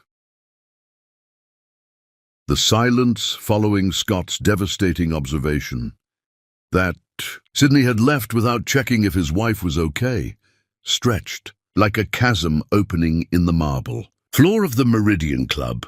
300 of New York's most influential people watched Sydney Potter's world collapse with the horrified fascination usually reserved for natural disasters, while his abandoned sons stood before him with the patient curiosity of children waiting for an adult to answer a simple question. Tiffany Blake, magnificent in her wedding dress but trembling with barely contained panic, looked between her groom and the family that had materialized to destroy everything she'd thought she was gaining by marrying him. The fairy tale wedding she'd planned for 2 years was becoming a public relations nightmare that would follow her for the rest of her life. "Sydney," she hissed, grabbing his arm with manicured fingers that dug in like claws. "Explain this. Right now. Make it make sense." But Sydney couldn't make it make sense, because there was no explanation that wouldn't reveal him to be exactly what he was. A man who'd abandoned his pregnant wife for the promise of success and spent 10 years congratulating himself on a choice that had been morally bankrupt from the beginning. "Tiffany, please," he whispered, though he didn't know what he was asking her to do.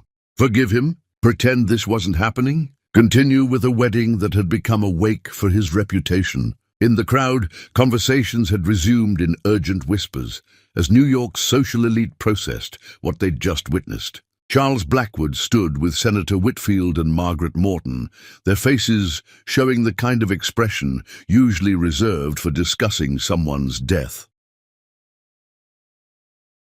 "This is unprecedented," Blackwood murmured, his voice carrying the weight of someone who'd witnessed 50 years of social scandals. "I've seen men destroyed by bad investments, criminal charges, even adultery. But this, abandoning your pregnant wife and children? In our circles, that's unforgivable." "Those boys are remarkable," Senator Whitfield added, shaking her head in amazement. "Look at them, not an ounce of resentment or anger. They're just curious about their origins. It's almost heartbreaking how well adjusted they are despite his abandonment. Because they weren't raised by him," Margaret Morton said sharply. "They were raised by a man who chose to love them. There's a difference between a biological father and a real father, and everyone in this room can see which one Alexander Cross is." Near the altar, Scott and Brian remained focused on Sydney with the single-minded determination of children seeking answers to questions that mattered to them. Their politeness never wavered, but their intellectual curiosity was relentless. "Mr. Potter," Scott continued with the formal courtesy that had been ingrained in him since childhood, "when you decided to leave our mother, did you consider the possibility that she might be pregnant?" The question hit Sydney like a punch to the stomach. Had he considered it? In the weeks before he'd left, Marilyn had been tired, emotional, her body changing in subtle ways that he'd attributed to stress about their relationship. If he'd been paying attention, if he'd cared enough to look beyond his own selfish desires, he might have noticed the signs. "No," he admitted, the words feeling like confessions extracted under torture. "I didn't think about that." "Why not?" Brian asked with the mathematical precision that made him terrifying in any logical discussion. "According to medical statistics, the probability of pregnancy in sexually active married couples who don't use consistent contraception is approximately 85% within the first year. You were married for 5 years. The statistical likelihood of at least one pregnancy was virtually certain. The clinical way Brian presented the facts, reducing Sydney's marriage to statistics and probabilities, somehow made his abandonment seem even more callous. He'd left not just his wife, but the statistical certainty of children without ever bothering to confirm or deny their existence. "I wasn't thinking clearly," Sydney said desperately. "I was young, confused about what I wanted." "But Mom knew what she wanted," Scott interrupted gently. "She wanted a family. She wanted love. She wanted someone who would stay." Those aren't confusing concepts. The simplicity of his statement, delivered without judgment, but carrying the weight of absolute truth, cut through Sydney's excuses like a blade through tissue paper. Yes, Marilyn had known what she wanted. She'd wanted exactly what these boys had received from Manuel: unwavering love, consistent presence, the security of knowing they were chosen every single day. Around the room, the wedding guests were beginning to move, conversations becoming more animated as the full implications of what they'd witnessed began to sink in. This wasn't just gossip. This was a fundamental revelation about Sydney Potter's character that would reshape every business relationship, every social interaction, every aspect of his life in their rarefied world. "I need to speak with my husband," Tiffany said suddenly, her voice carrying the kind of authority that came from recognizing a crisis that required immediate damage control. "Privately." She looked around the room, as if seeing it clearly for the first time. 300 of the most powerful people in America, all witnesses to her groom's public humiliation. Their faces showed everything from pity to contempt to barely concealed satisfaction at watching someone else's downfall unfold in real time. "I think," Marilyn spoke for the first time since the introductions, her voice carrying easily through the silent room. "Perhaps Sydney and Tiffany should have some time to process this information. It was a gesture of mercy that somehow made Sydney's humiliation complete. She wasn't gloating over his downfall. She was giving him privacy to experience it fully. The woman he'd abandoned was now protecting him from further embarrassment, and everyone in the room recognized the grace in the gesture. "Boys," Manuel said gently, placing protective hands on his son's shoulders, "I think we should give them some space." "But we haven't finished our conversation," Scott protested, his curiosity clearly unsatisfied. "There will be other opportunities," Marilyn said, though something in her tone suggested there wouldn't be many. As the Cross family began to withdraw, Sydney found his voice. "Wait," he called desperately. "Please, I have to."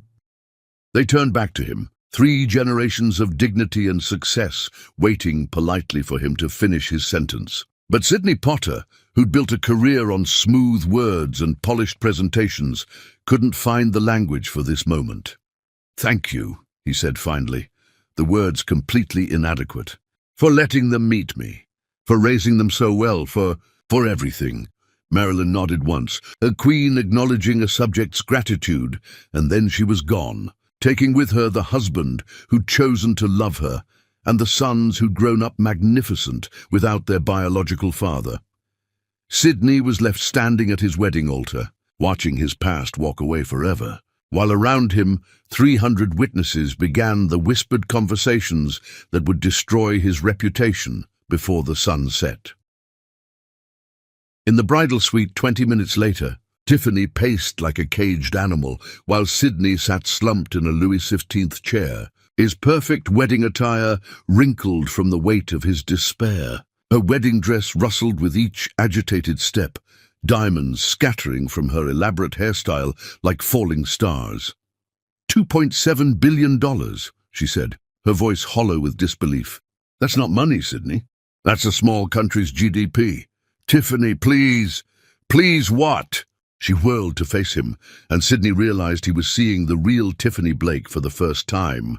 Not the sweet, compliant woman who'd hung on his every word, but someone with steel beneath the silk, calculation behind the beauty. "Please pretend I didn't just discover that you abandoned a woman who's worth more than some multinational corporations. Please ignore the fact that you have 2 children you never told me about. Please act like 300 people didn't just watch me realize I'm marrying down so far. It's practically subterranean." The venom in her voice was matched by the cold calculation in her eyes. This wasn't just about hurt feelings or shattered trust. This was about Tiffany realizing that she'd attached herself to a sinking ship just moments before it hit the iceberg. "I didn't know about the boys," Sydney said desperately. "You have to believe me, Tiffany. I wouldn't have what? Abandoned your pregnant wife. Oh wait, you did exactly that." Her laugh was bitter, cutting through the room like broken glass. "You just got lucky that she didn't tell you about the pregnancy first. That's not fair. I was different then, younger. You were exactly who you are now." Tiffany cut him off with surgical precision. "A man who chooses himself over everyone else. Who sees relationships as stepping stones rather than commitments. Who walks away when things get difficult or inconvenient." She moved to the antique mirror, staring at her reflection with the kind of harsh assessment usually reserved for mortal enemies. "Do you know what I realized out there, watching those perfect children meet their father for the first time? I realized that I'm exactly like you. I chose you because I thought you represented success, security, access to a world I wanted to join. But that woman, your first wife, she showed me what real success looks like." Sydney watched as Tiffany began removing the diamond hairpins from her elaborate updo, each piece falling to the carpet like tears made of crystal. "What are you doing?" "What I should have done the moment those beautiful boys walked up and called you their father," she said, her voice carrying the finality of a judge pronouncing sentence. "I'm saving myself." She pulled out her phone, her manicured fingers flying over the screen with the efficiency of someone conducting emergency surgery. "Look at this. Twitter is exploding. The Potter wedding is trending, and not in a good way. Billionaire's ex-wife crashes cheating husband's wedding with the kids he abandoned. Cross family shows up Sidney Potter at his own ceremony. When Karma comes in designer clothes and speaks through 10-year-olds. Sidney watched in horror as Tiffany scrolled through post after post, each one more damaging than the last. Photos of the Cross family's entrance were already going viral, with commenters dissecting every detail of their obvious wealth and happiness. Someone had identified Scott and Brian's elite private school, their academic achievements, their parents' charitable work. Someone else had posted a timeline of Sidney's rise to success, alongside speculation about when he'd abandoned his pregnant wife. "This is a disaster," he whispered.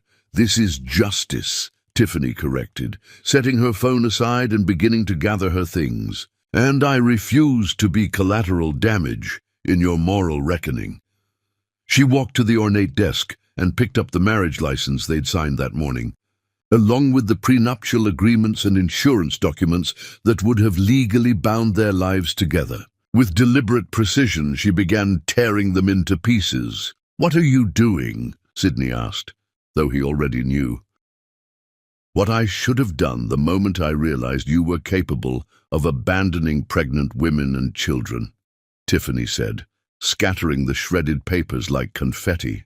"I'm protecting myself from being associated with a man who values ambition more than family and somehow ended up with less of both than the woman he threw away."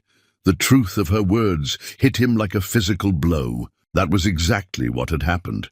He'd chosen success over love and ended up with neither, while Marilyn had transformed his abandonment into both. "But you love me," Sidney said desperately, grasping for anything that might stop this free fall. Tiffany paused in her destruction, looking at him with something approaching pity. "I loved what I thought you represented, Sidney. Success, security, access to a world I thought I wanted. But that woman out there, your first wife, she showed me what real success looks like, what real power looks like, what it means to turn rejection into resurrection." She picked up her purse and moved toward the door, pausing at the threshold without turning around. "I'll have my things moved out of your apartment by tomorrow. Consider yourself lucky that prenups work both ways. You're protected from any claims I might make." "Tiffany, wait." "Goodbye, Sidney. I hope you find whatever it is you're looking for. But more than that, I hope you eventually realize what you already had and threw away." The door closed behind her with a soft click that sounded like a coffin lid falling shut. Sidney sat alone in the bridal suite, surrounded by the debris of his destroyed wedding, listening to the sounds of guests who'd come to celebrate his triumph but had stayed to witness his annihilation. Through the window, he could see the Cross family on the club's terrace, Manuel listening intently as Scott pointed out architectural details of the building, Brian apparently explaining something complex with elaborate hand gestures, Marilyn laughing at something her husband whispered in her ear. They looked like what they were, a family so secure in their love for each other that external chaos couldn't touch them. Sidney's phone buzzed with messages, reporters wanting statements, business associates expressing concern, social media notifications showing how quickly his humiliation was spreading across the internet. But he ignored them all, transfixed by the sight of the life he'd rejected, now flourishing beyond his reach. As the sun set over the Meridian Club, Sidney Potter sat alone in a room designed for joy, watching through a window as his past walked away from him forever, taking with it any hope of redemption, reconciliation, or peace. The unraveling had only just begun, but already Sidney understood that this wasn't just the end of his wedding. It was the end of the life he'd spent 10 years building on the foundation of his cruelest choice, and the most devastating part was knowing that he had no one to blame but himself. Chapter 8. The Business Empire Crumbles. In the world of high finance, moral bankruptcy is the only kind that matters. The financial obituary of Sidney Potter began at exactly 8:47 a.m. on the Monday morning after his wedding that wasn't, when Finch Wellington, heir to a banking fortune that predated the Civil War, placed a call to his chief investment officer with instructions that would ripple through Manhattan's financial district like a controlled demolition. Remove Potter Industries from all our portfolios, Wellington said, his voice carrying the casual authority of someone who moved billions with phone calls. All holdings, all partnerships, everything. I don't care about the losses. Sir, may I ask why? Potter's been a solid performer, and the fundamentals. Because I don't do business with men who abandon pregnant wives and children. Wellington cut him off with the finality of a church bell tolling. And neither should anyone else with functioning morals. By 9:15 a.m., Potter Industries stock had dropped 15%. By noon, it was in complete free fall. Sidney sat in his corner office, the one he'd fought so viciously to earn, decorated with awards and photographs that chronicled his rise from working-class nothing to Manhattan elite, watching his computer screen display his company's financial destruction in real time. Each refresh showed more red numbers, more sell orders, more evidence that his 10-minute encounter with his past had destroyed his future more efficiently than any terrorist attack or natural disaster.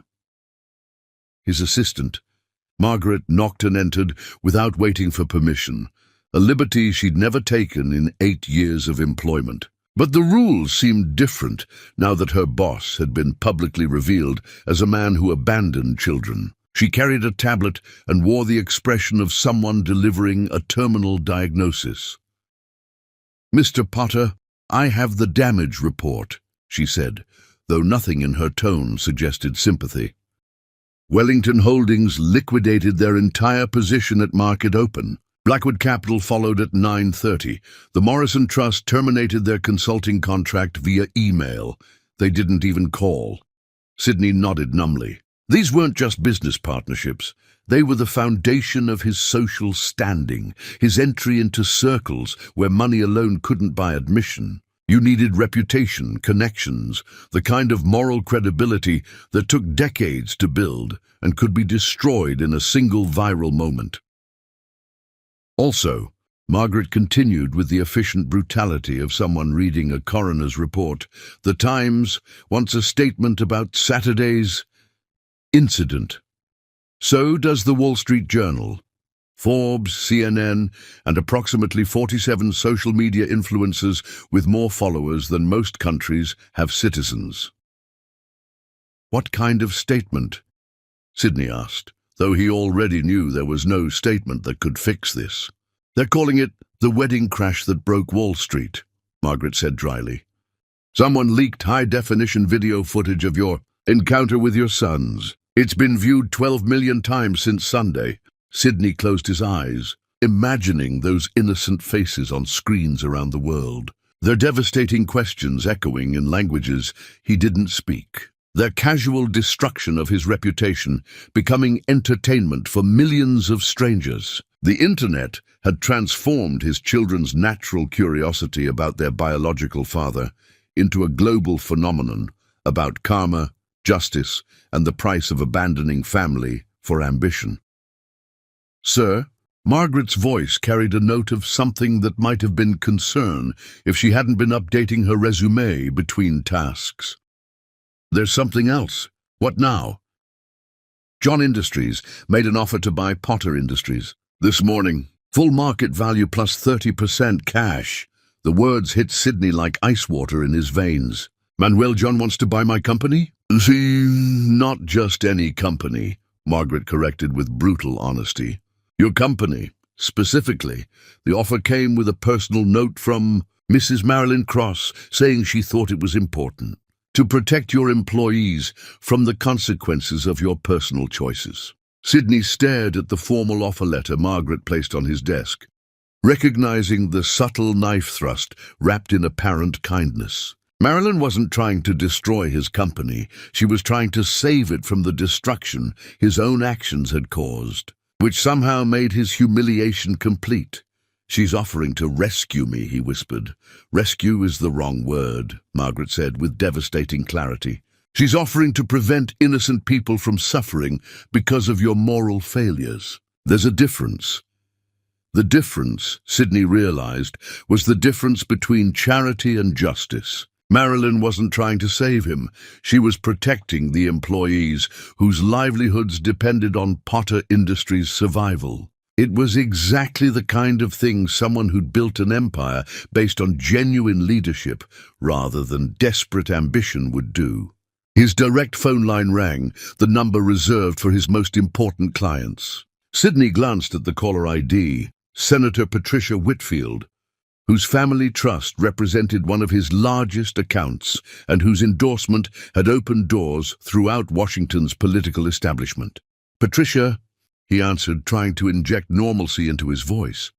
"Sydney." Her tone carried the chill of a December morning in Maine. "I'm calling as a courtesy. Since our families have known each other for 20 years, the Whitfield Trust will be moving our account to John Industries, effective immediately. Patricia, surely we can discuss." "There's nothing to discuss." Her voice carried the kind of finality usually reserved for death sentences.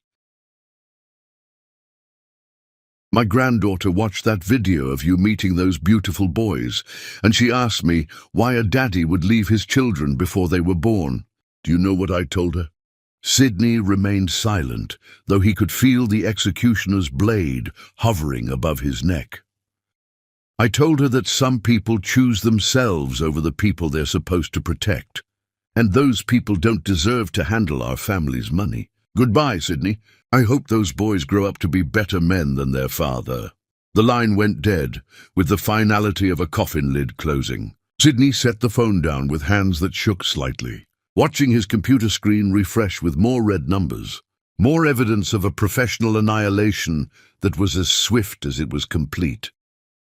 By Tuesday, Potter Industries had lost 60% of its value. By Thursday, Sydney had received 23 offers to sell his company, most of them vulture capitalism disguised as rescue attempts, firms that specialized in buying distressed assets and stripping them for parts. But Manuel John's offer remained on his desk, generous and straightforward, the kind of deal that would ensure his employees kept their jobs and his clients received uninterrupted service. The irony wasn't lost on him. The man who'd married his ex-wife was now offering to save the company Sydney had built after abandoning her. It was mercy wrapped in business efficiency, and it tasted like ashes in his mouth. On Friday, Sydney sat in the conference room where he'd once celebrated his first $1 million deal, facing his senior partners, men he'd considered friends, allies in the war for financial supremacy. Their faces showed the kind of expression usually reserved for terminal illness diagnoses. "The situation is unsustainable," said Richard Hayes, his managing partner for 6 years. "We're hemorrhaging clients faster than we can count them. Our credit lines are being called in, and the board is demanding immediate action."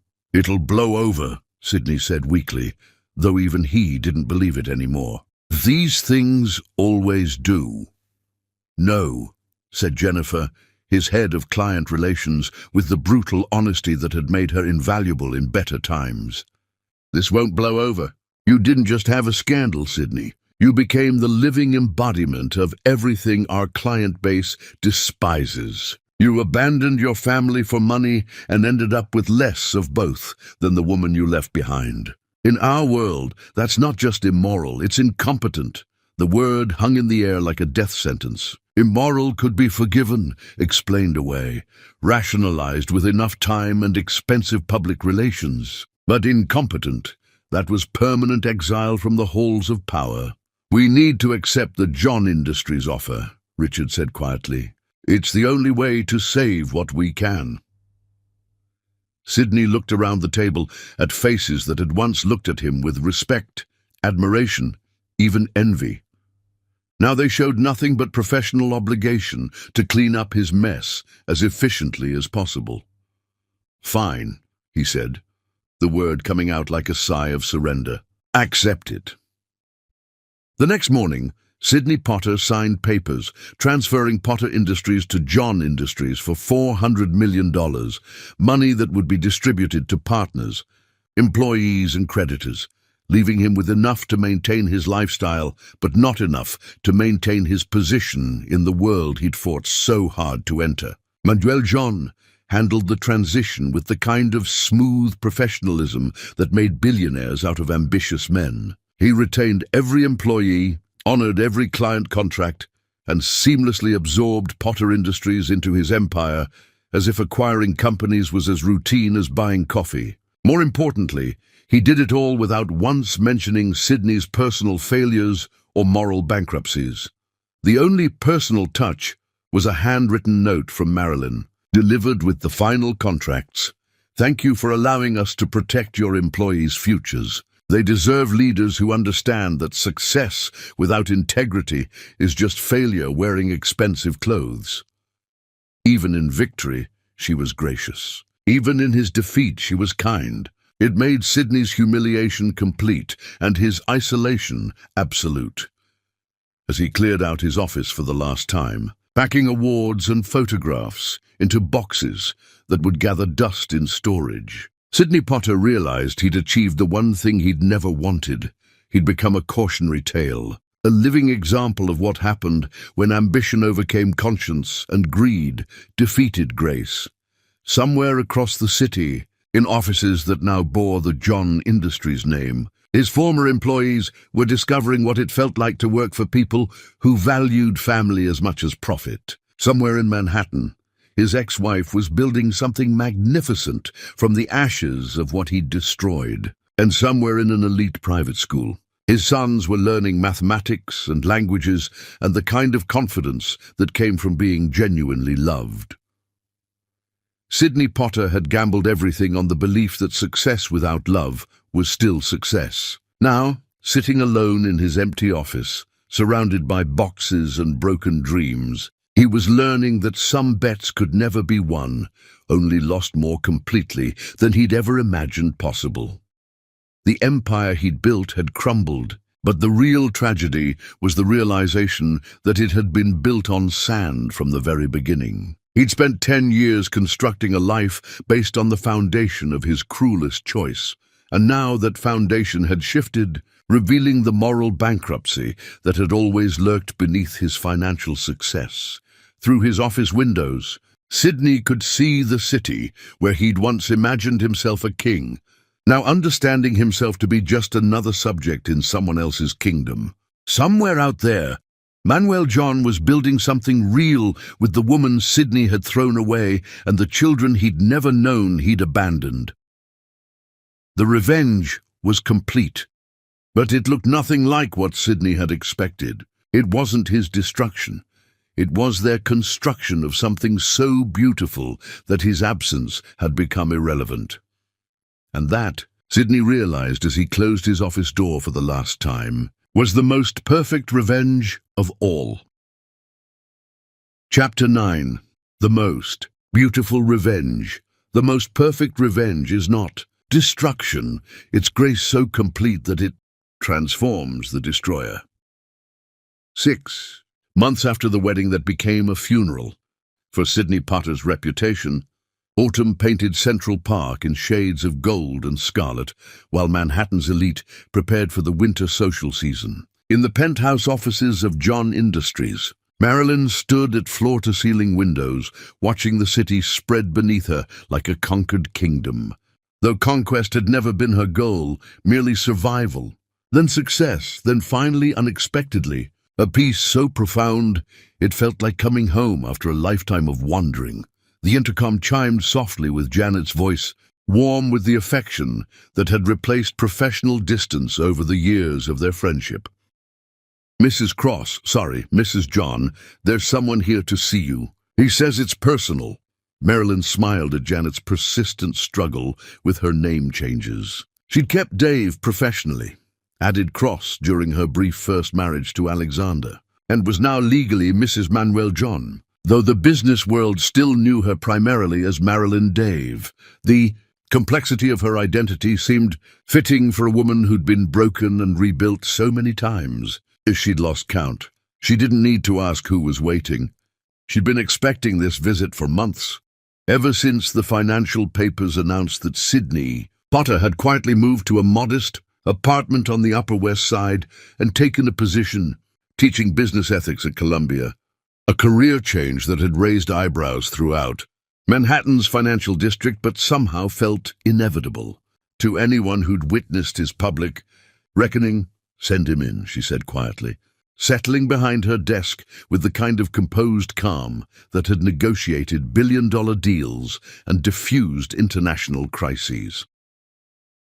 Sydney entered her office like a man walking into church, humble, uncertain, carrying himself with the careful dignity that belonged to people who'd learned the difference between confidence and humility the hard way. 6 months had changed him in ways that went beyond the grey threading through his hair or the lines around his eyes. He moved with the slower pace of someone who'd stopped running toward something and started walking toward himself. "Hello, Marilyn," he said, and his voice carried none of the smooth authority she remembered. Instead, it held the rough honesty of someone who'd stopped performing for an audience and started speaking his truth. However uncomfortable it might be, Sydney, she gestured toward the sitting area where she conducted her most important conversations, leather, chairs arranged around a coffee table that had hosted negotiations worth billions. "Please, sit." They faced each other across mahogany and history, two people who'd once shared everything and now shared only the genetics of children who barely knew one of them existed. Through the windows, Central Park stretched green and gold beneath October skies that seemed to promise either winter or renewal, depending on your perspective. "I saw the article in Business Insider," Sydney said quietly, settling into his chair with the careful movements of someone who'd learned not to take comfort for granted. "About the new scholarship fund, the Potter John Foundation for Children of Single Parents." Marilyn's expression didn't change, though something warm flickered in her eyes. "You saw that, using my name, after everything." He shook his head with something that might have been wonder if it hadn't been so tinged with self-recrimination. "I don't understand why." "Because," Marilyn said simply, her voice carrying the kind of certainty that came from making peace with difficult truths, "those children need help, and you're Scott and Brian's biological father. Despite everything that happened between us, they carry your genetic heritage as part of theirs. If that heritage can help other children whose parents made difficult choices, then it should." Sydney stared at her, this woman who'd transformed his abandonment into her foundation, who'd turned his cruelty into her strength, who was now using his failure to create something beautiful for others. "I don't deserve that kindness." "No," she agreed, and her honesty was more healing than any false comfort could have been. "You don't, but they do. The children we help." "The children we help," she corrected gently, and the word "we" hung between them like a bridge spanning an impossibly wide chasm.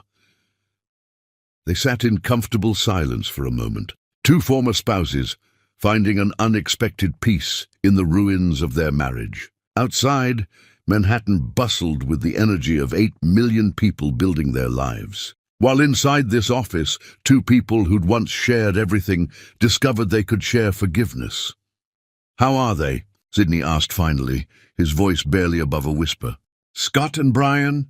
They're magnificent," Marilyn said, and her face lit up with the kind of joy that only came from talking about beloved children. "Scott just won first place in a national architecture competition for students under 12.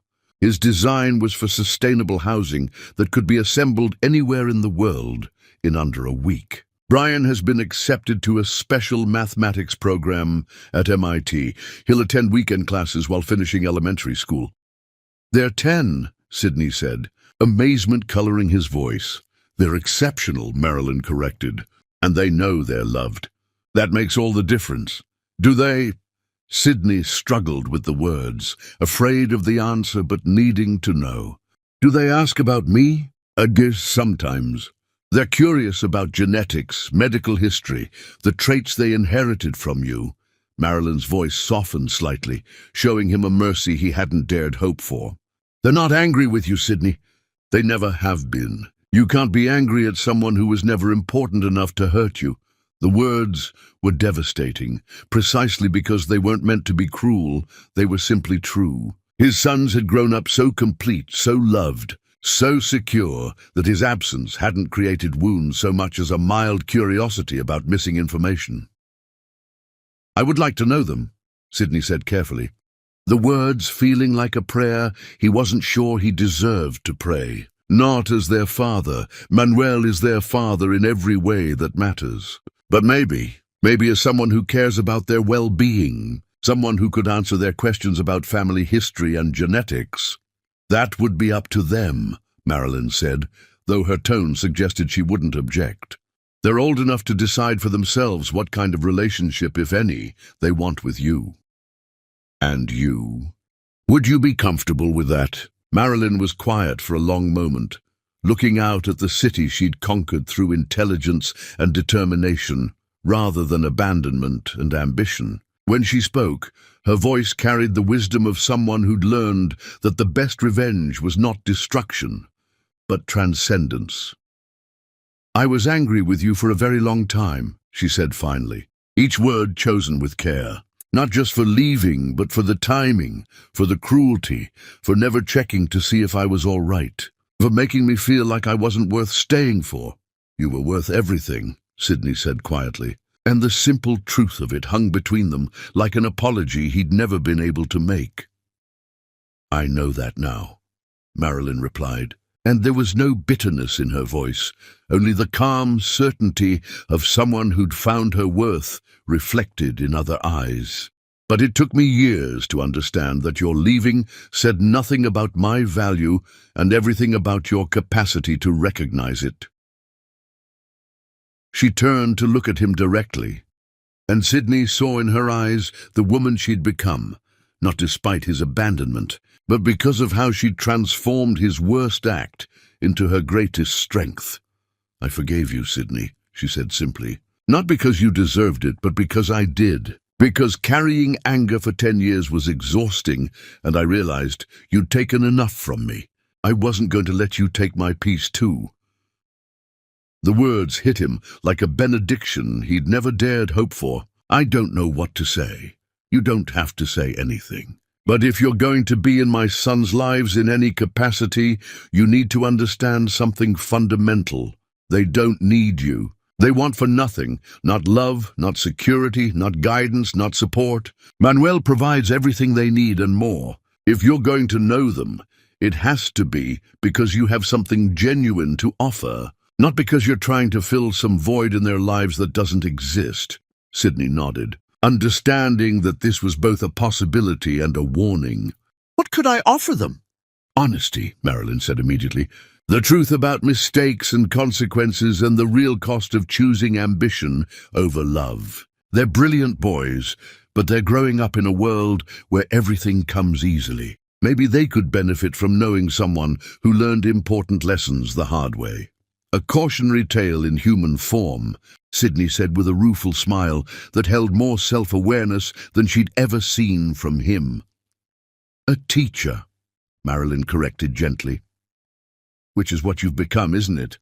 Before Sydney could answer, the office door opened and Manuel entered with Scott and Brian flanking him like young princes. The boys had grown in the months since the wedding, taller, more confident, carrying themselves with the easy grace of children who'd never doubted their place in the world. "Mom," Scott said, his artist's eye immediately cataloguing the tension in the room. "Janet said our biological father was here. Is this about the genetics questions we submitted for our science project?" Brian asked, his mathematical mind already calculating probabilities and outcomes. Manuel moved to stand behind Marilyn's chair, his hands settling on her shoulders in a gesture of support that spoke of years of partnership and absolute trust. At 45, he was more handsome than ever, success and happiness having given him the kind of confidence that made other men look diminished by comparison. "Boys," Marilyn said gently, "Mr. Potter came to see me about the Scholarship Foundation. But since you're here, perhaps you'd like to ask him those questions directly." Scott and Brian exchanged one of their wordless twin communications before approaching. Sydney, with the same polite curiosity they'd shown at the wedding. They weren't nervous or excited or angry, just intellectually engaged with a problem that interested them. "We've been studying inherited traits versus environmental influences," Scott said, settling into a chair across from Sydney with perfect posture. "We wanted to know about your family medical history and genetic predispositions. Also your educational background and career trajectory," Brian added, pulling out a small notebook with the efficiency of someone conducting a formal interview. "We're comparing your path to Dad's to understand different models of success." The casual way Brian referred to Manuel as Dad, not stepfather or adoptive father, just Dad, made Sydney's chest tighten with an emotion he couldn't name. These boys had never needed him, had never wondered about him, had never felt his absence as loss, because their lives had been so full of love. "I'd be happy to answer your questions," Sydney said, and meant it with a sincerity that surprised him. "Though I should warn you that my path to success wasn't nearly as admirable as your father's." "That's why it's interesting," Scott said, with the wisdom of an artist who understood that flawed subjects often made the best studies. Dad's path was pretty straightforward.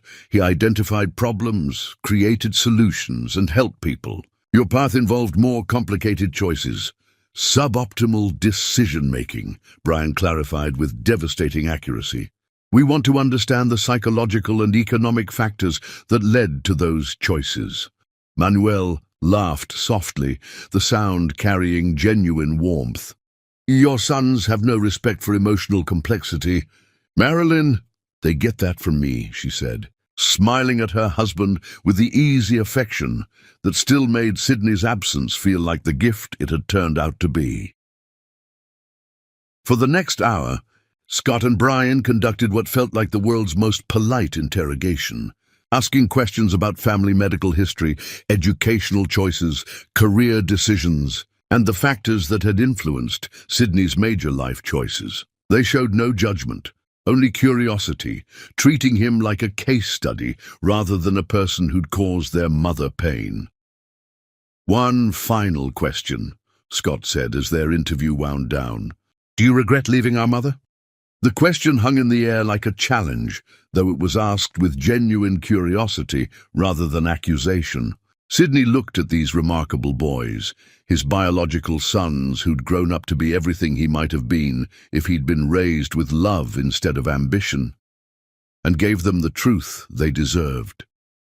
"Every day," he said quietly, "leaving your mother was the stupidest thing I've ever done. She was the best person I've ever known. And I threw away her love because I was too selfish and too scared to recognize its value." "But if you hadn't left," Brian observed with mathematical precision, "we wouldn't have Dad, and Mom wouldn't be as successful as she is now. Your bad decision led to our family's good fortune." The logic was inescapable and somehow comforting. Sydney's worst act had cleared the path for their best life. "That's true," Sydney agreed. "Your mother turned my abandonment into her strength, my cruelty into her kindness, my failure into your family's success. She's remarkable." "We know," Scott said simply. "Everyone knows. That's why we're not angry with you. We're grateful. If you hadn't left, we wouldn't have the family we have now." As the boys gathered their notebooks and prepared to leave, Scott paused by Sydney's chair. "Mr. Potter, if you want to know us better, you could come to our school science fair next month. We're presenting our research on genetic inheritance versus environmental factors. You're part of our data set." "I'd like that very much," Sydney said, his voice thick with emotion he didn't try to hide. After the boys left with Manuel, who nodded politely to Sydney but said nothing, his silence more powerful than any words could have been, Marilyn and Sydney sat alone once more. "They're extraordinary," Sydney said finally. "Yes, they are. And they know exactly who they are and where they belong. That's what love does. It creates security so complete that even meeting the man who abandoned them becomes just another interesting experience." Sydney stood to leave, pausing at the door. Marilyn, thank you for raising them so well, for being the mother they deserved, for turning my worst choice into their best life. Thank you, she replied, for making the choice that led me to Manuel. Sometimes the worst thing that happens to you clears the path for the best thing. That evening, in the John family's penthouse apartment overlooking Central Park, Marilyn sat in Manuel's arms, watching their sons do homework at the kitchen island. Scott was sketching architectural improvements for their school's playground, while Brian calculated the cost-benefit analysis of various construction materials. "How do you feel?" Manuel asked, his voice carrying the gentle concern that had first made her fall in love with him. "Free," Marilyn said simply. "Finally completely free. Sydney isn't the monster I spent years making him in my mind, and he isn't the prince I once thought he was. He's just a man who made terrible choices and is learning to live with the consequences." "And the boys?" "The boys are exactly where they belong," she said, watching Scott and Brian work together on their project with the easy cooperation of children who'd never doubted they were a team. They have their father, you, and now they have answers to their questions about genetics. It's perfect closure." Manuel pressed a kiss to her temple, and Marilyn marveled at how different this love felt from what she'd shared with Sydney. This was deeper, richer, built on mutual respect and shared values, rather than desperate need and romantic fantasy. "I love you." "Mrs. John," Manuel murmured against her ear. "I love you too. Mr. John, thank you for being exactly what Sydney never was, a man who stays, who chooses love over ambition, who makes our children feel like they're the greatest gift in the world." As the sun set over Manhattan, painting their home in shades of gold and amber, Marilyn Dave John realized that the most beautiful revenge hadn't been Sydney's destruction. It had been her construction of something so magnificent that his absence had become irrelevant. She turned his leaving into her arriving, his rejection into her selection by a man who loved her without reservation, his abandonment into her family's foundation of unshakable strength. The revenge was complete, and it was more beautiful than anything she could have imagined.